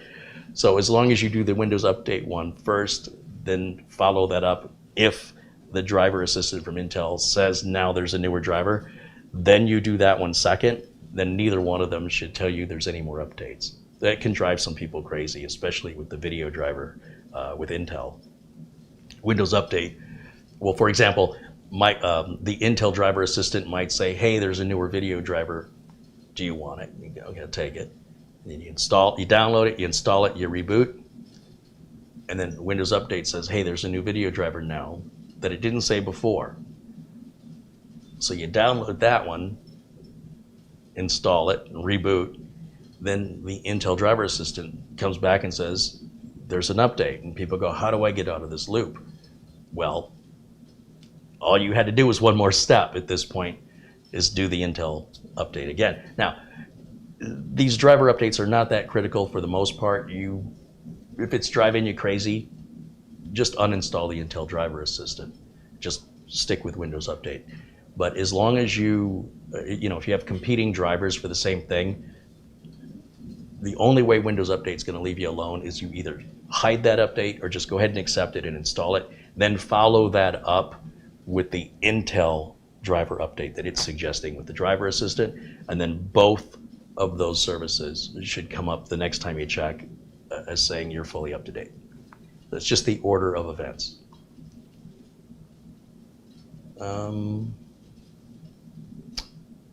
Okay, so for example, we installed that network card driver update. I'm still getting a green dot here, so I want to refresh my results. I have to use the right mouse though, so let me come over here, double click. Must have been an update to Microsoft Edge. And refresh results. So we'll scan it one more time just to make sure that the driver update from Windows didn't cause the Intel Driver Assistant to think, hey, you have an out-of-date driver now. And you can see it didn't do that. Typically, you're going to see that on the video driver. This is not using Intel's graphics. This one is using AMD Radeon graphics. Okay, let me go back to camera 1.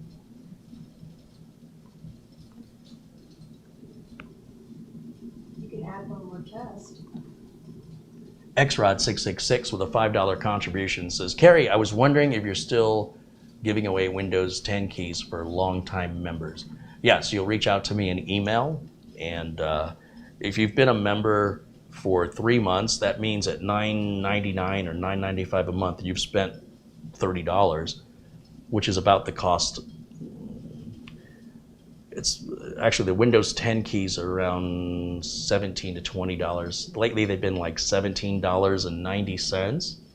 And so what I'm trying to do is reward my supporters after they've been a supporter for a certain period of time with a Microsoft Office key or a Windows 10 key, depending on the length of time you've been a supporter. Just my way of saying thank you. As long as it's not costing me money, right? If you're giving me 3 months of membership, or you've already given it to me, keeping in mind YouTube's taking 30% of that right off the top, government's going to take 30%. At the end of the day, I'm getting 50%. That's what I'm actually getting. That's $15. The Windows 10 key is $17.90.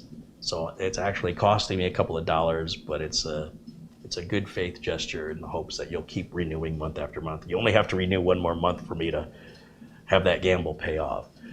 If you want an Office key, you figure $10 a month that you're a member that you're paying. Once you've acquired whatever the cost is at VIP CDK deals with the carry discount code applied, once that is less than what you've paid, you can reach out and ask me for that. However, it's important, as I talked about earlier, that you don't hesitate on utilizing the key.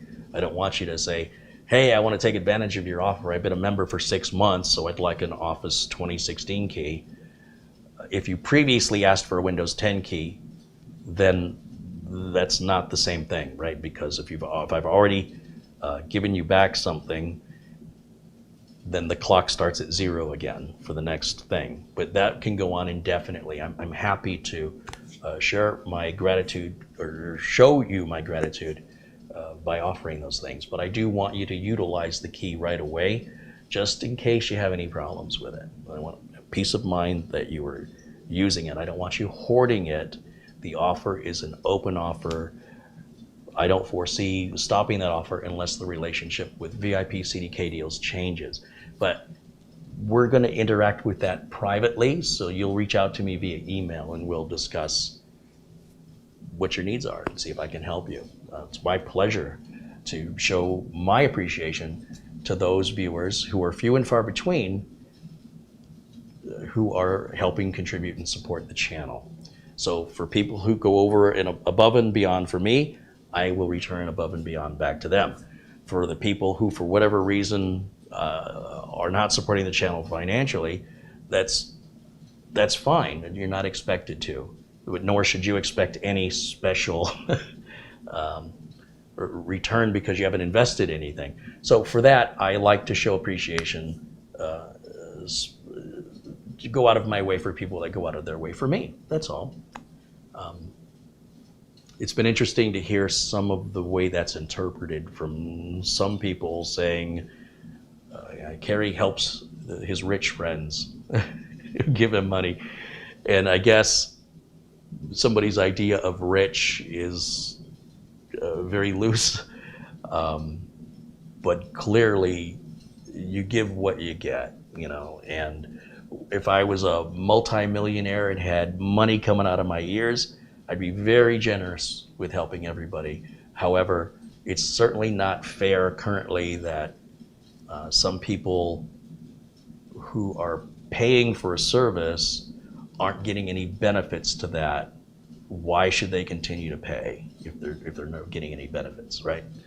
Likewise, if I were to do free computer work for people, why would any client ever pay me for computer work again if they found out I was doing it for free for other people? How would that make you feel if somebody did it to you? So I try to make the whole system as fair as possible, but at the same time, let people know beyond words what their support means to me. So I put my money where my mouth is on that. And I appreciate each and every one of you. I understand some people can't support the channel. That's fine. I don't ask you to. If you do, I appreciate it. That's all it is.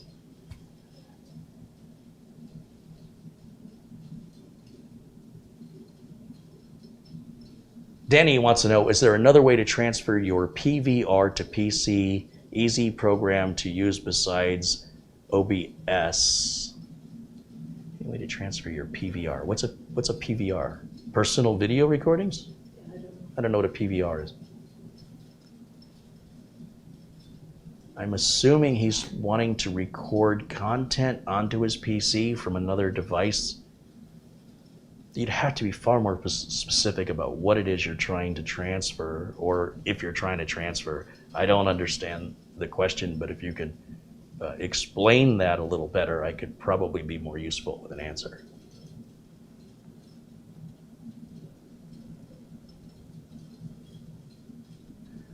TV programs to PC. Again, I don't know what you mean. What are you recording TV? You're recording TV programs. What on a? How are you recording TV programs? Like a DVR? I'm guessing maybe he's talking about like a DVR, and let's say like your cable company gives you that cable box that's got a drive and you can record shows. Yeah.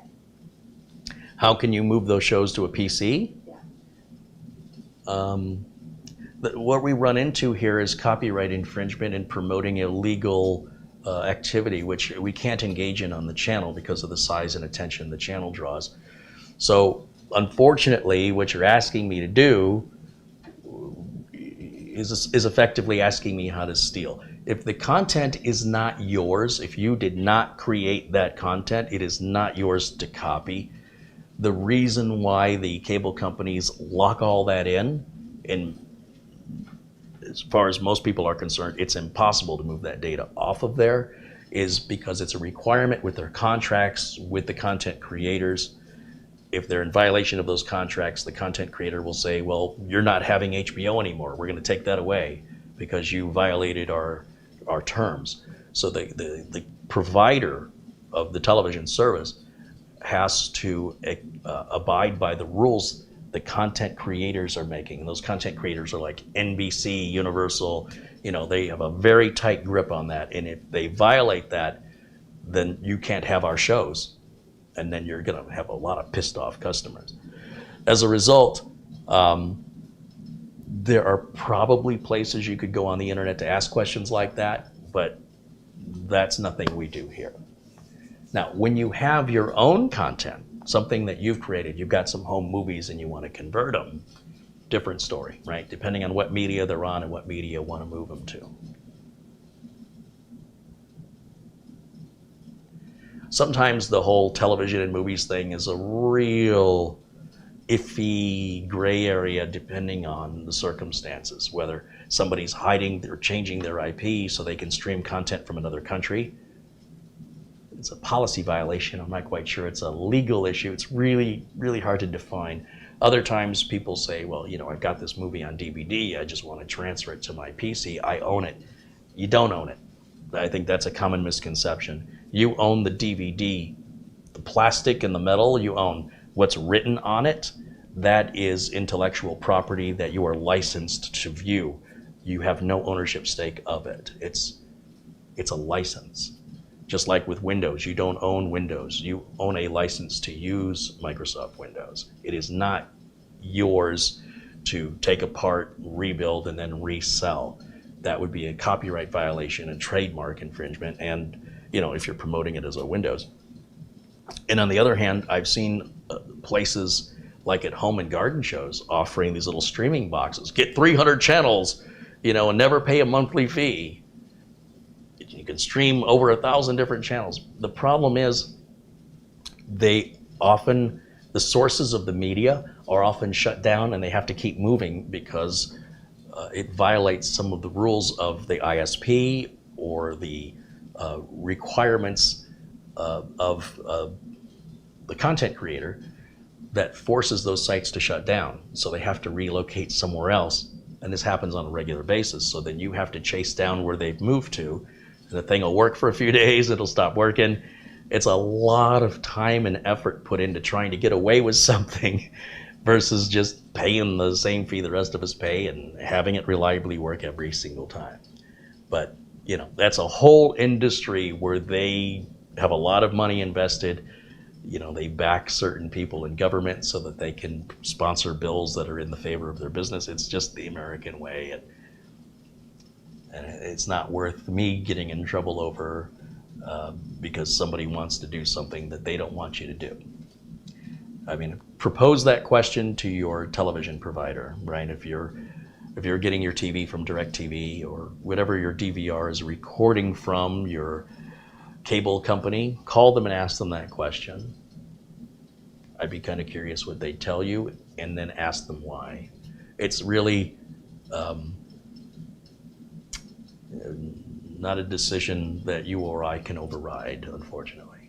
We can choose to not participate. We can choose to make our own content. What we do with the content we make is anything we want to. Somebody else's content, it's not yours to manipulate, copy, sell, give away, or even share. So that's where we run into issues. There's been a number of sports bars, for example, that may run a pay-per-view event to get people to come into the bar. And they have to have a special license to do that from the content provider. Same with like NFL football or sports. They'll say this material can't be copied or shared or shown publicly without the express written consent of the NFL, blah, blah, blah. And there is some enforcement of that. It's not just words. There's been occasions where some places have been fined or shut down because they're using the other person's material to promote their business and profit from it. And they're doing so without their permission and they're not paying the license. It's not fair. It's not fair that you would utilize something I created so that you could generate a profit and not give me a piece of that. If the roles were reversed, you'd clearly see how that's completely unjustifiable. It's basically theft. So it's food for thought.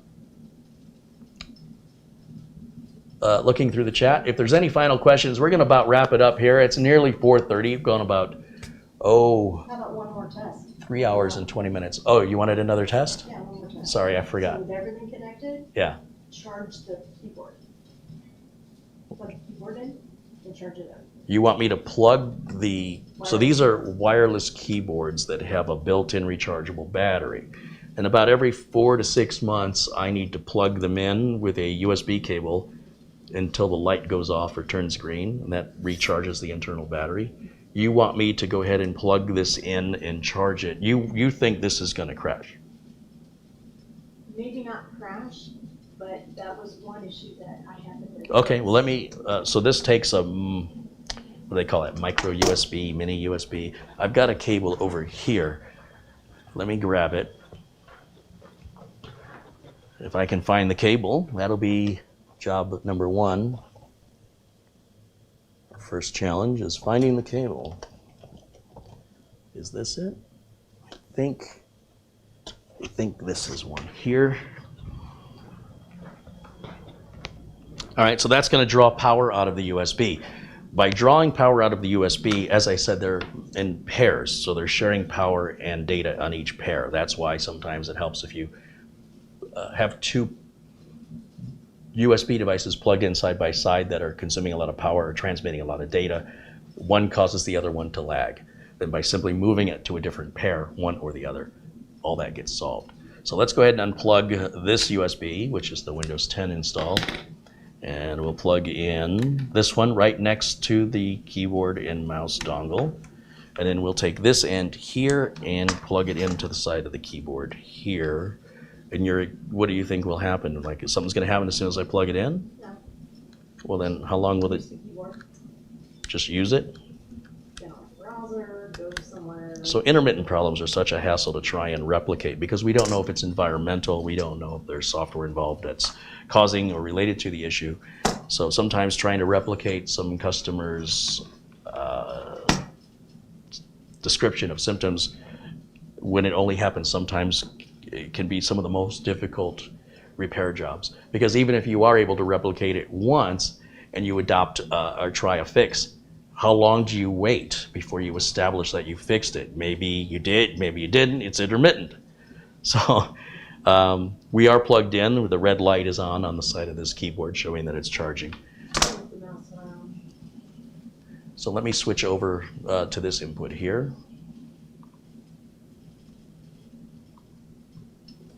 Move the mouse, touch the keyboard, everything is working like it should. I don't see any issues here. No idea.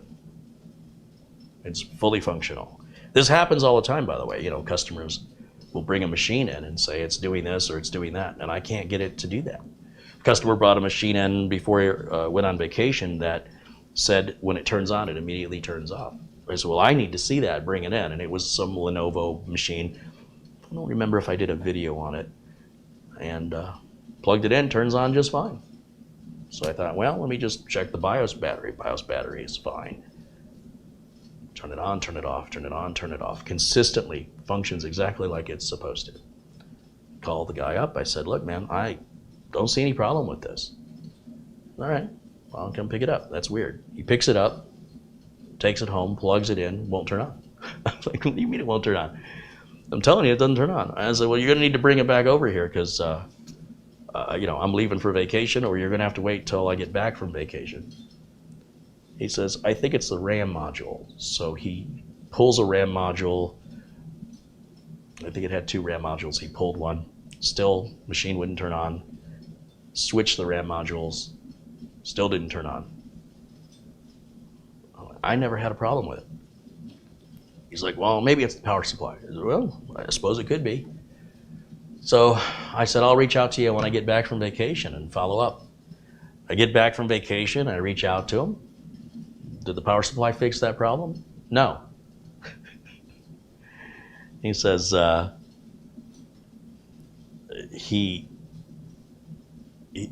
computer belongs to his son, and he took the computer back to his son because he thought it was fixed when he changed the power supply because it was working.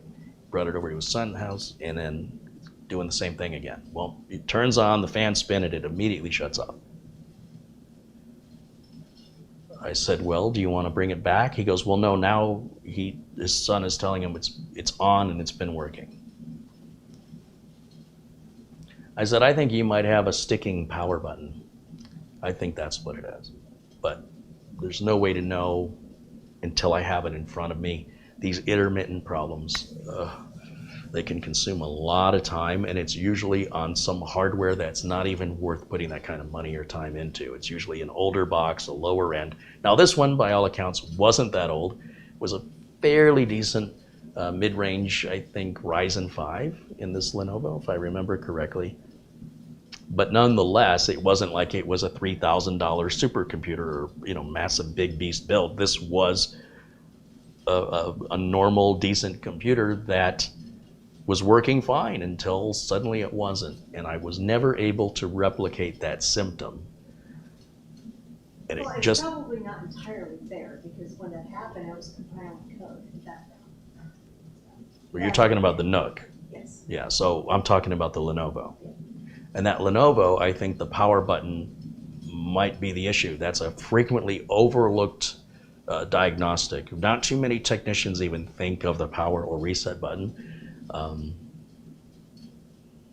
I've never met a technician that has, quite frankly. When I show them the symptom and I'm able to demonstrate it on video, they go, oh my gosh, I never thought of that before. And it's so obvious, right? And it's the last thing people think about. And often not even something they ever consider until it's brought up. Marvin Jameson joined us in the chat. Good to see you, Marvin.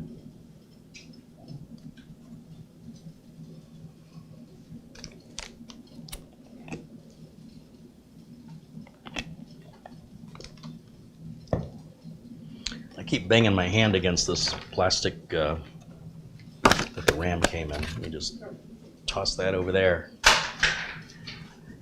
All right, guys, I think that's going to wrap it up. I was just saying we're about 3.5 hours in today's broadcast. I've been trying to make my live videos not the marathons they sometimes were, but I'm going to try and do them more often and keep them around anywhere from 90 minutes to 3 hours. On Fridays, I sort of schedule from 1 p.m. to 5 p.m. Just loosely schedule that. And that's usually when I have a build to do. Mitch will be here, we do a build. Been feeling a little under the weather, so I did not invite Mitch over because I don't want to make anybody sick. And I had this to do anyway, so this was good enough content. And there's no build waiting yet. I still have to take the Train PC back apart, which I haven't done yet. And I have another machine that a customer's waiting for that I'll get to either this weekend or next week. And then the next Friday, hopefully I'll have some content for a build. Not sure yet. Bob R wants me to check my email. Okay. Glasses. I gotta get my glasses so as I can read my email, and I'm gonna grab my shoes so I know where they are. Let's see, $2 comes in from Nation Tech Solutions. Right on. Well, thank you for the contribution. And an Etsy gift card from Bob R for $25. Now that's a dangerous thing to be sending me. See, I have this disease. It's called Etsy Letsy. When I get on Etsy, I buy stuff. Stuff I absolutely don't need, but it's really cool stuff. So thank you for that. You know I'm not going to spend $25 at Etsy. You just now, I'm going to end up spending $100 and getting $25 off your gift card. You just cost me money, Bob R. No, thank you. I appreciate it. It's kind of you. And $20 comes in via PayPal from Gary Tatum. Well, thanks, guys. Thank you so much again for your continued support. To all the contributors, once again, all my friends in blue, thank you, guys. All my supporters, the folks in green and some of the folks in blue. You guys are awesome. Thank you so, so much for being a part of this amazing community, for hanging out with me today. If you're a new viewer, I hope you'll stick around and become a member of our community. We are a very friendly and kind community. We're not interested in boasting about how smart we are, but rather how kind we are. And if you feel like that's a community you'd like to be a part of, you are welcome to join us. If somebody's trying to dismantle the community or cause some disruption, they are going to be muted out of the community quickly. So if that's your plan, enjoy your 30 seconds. But I hope that you'll stick with us far longer and be a regular name we see in the chat, because there's never too many friendly people. Thank you again for hanging out with me, and a shout out, of course, to XRod666, Thomas O'Keefe, who became a member, Jamie McGregor, Spencer M, Ryan One Full, Bryant Burns with 2 contributions of $10 each. Right on, thank you, Bryant. Pratap Gurung and XRod666 again, Steve Mercure, 3D Everything, The Greek, Roystar Man, John Craig, Bob R, Mark Gaines, Elvin Shaver, Mike Visions, Rick Lakes, Colin Longstaff, Daniel Kudajar, XRod666 again, Winston Liu, Aaron A, and our good friend Peter Laycock. Thank you so much. As always, of course, again, a reminder, thank you to Jack Wilson, who is covering the shipping costs for the giveaway computers. If you're interested in how all of that works, to nominate yourself, watch yesterday's video. I'll be announcing a winner, maybe 2, but at least 1 on Monday. And then once those have been shipped and satisfied, we'll run it another giveaway again. And these machines are retired machines from an office that have Windows 10 installed. They are not Windows 11 compatible. They're older machines, but are very quick and responsive machines that will last throughout the remainder of Windows 10. After Windows 10 support ends October 14th of 2025, I would highly recommend that people either upgrade the hardware in these machines to be Windows 11 compatible or switch to an operating system like Linux that won't have the security risks that will inevitably occur after October 14th of 2025 for all Windows 10 users, and will only get worse and more dangerous each day that follows. And no, your antivirus and your firewall aren't going to protect you from the kinds of exploits that happen through services and design exploits that hackers are using. So a lot of times you don't have to do anything other than be connected to the internet to have your machine infected and taken over, depending on the exploits. That's why these updates that come out on the second Tuesday of the month from Microsoft, that's why they're created, and that's why every month there's more of them. The hackers are always finding ways in, and once they're discovered, those holes are patched. Only for them to discover more holes, and those get patched. It is a never-ending process. Once the holes stop being patched, once the product is no longer supported, you start having more and more holes the longer you use it, and the likelihood of you being infected, having your identity stolen, having your data, put up as ransomware, those odds increase every day you stubbornly refuse to acknowledge the danger you're putting yourself in until you're inevitably forced to deal with the reality of what you've allowed to happen. I would hope you don't let it get that far. However, what you do is your decision and your consequences, but at least you can't say you didn't know. Now you know. You've been told. All right. Billy Zoo with a $5 Australian contribution right there at the end. Thank you, Billy. And again, thanks for all of you watching. I will look forward to seeing you all very soon, hopefully Monday. I'm not sure yet. I always broadcast live every Friday at 1 o'clock Arizona time. And I will broadcast throughout the week at varying times as my schedule permits, because this is not yet my full-time job, and I'm just trying to time manage all the different things I've got going on. It's a little bit insane, but hopefully within, well, I'd say if I end up getting Studio C in Michigan, then likely YouTube will be more of a full-time job at that point. But we'll see. Still working on that as well. But hey, it was fun hanging out with all of you. Thank you to the camera girl for excellent work today. And thank you for the wonderful company. Glad to see you all. I hope you have a wonderful rest of your day and a great weekend. I'll look forward to seeing you all very, very soon. Until then, bye for now.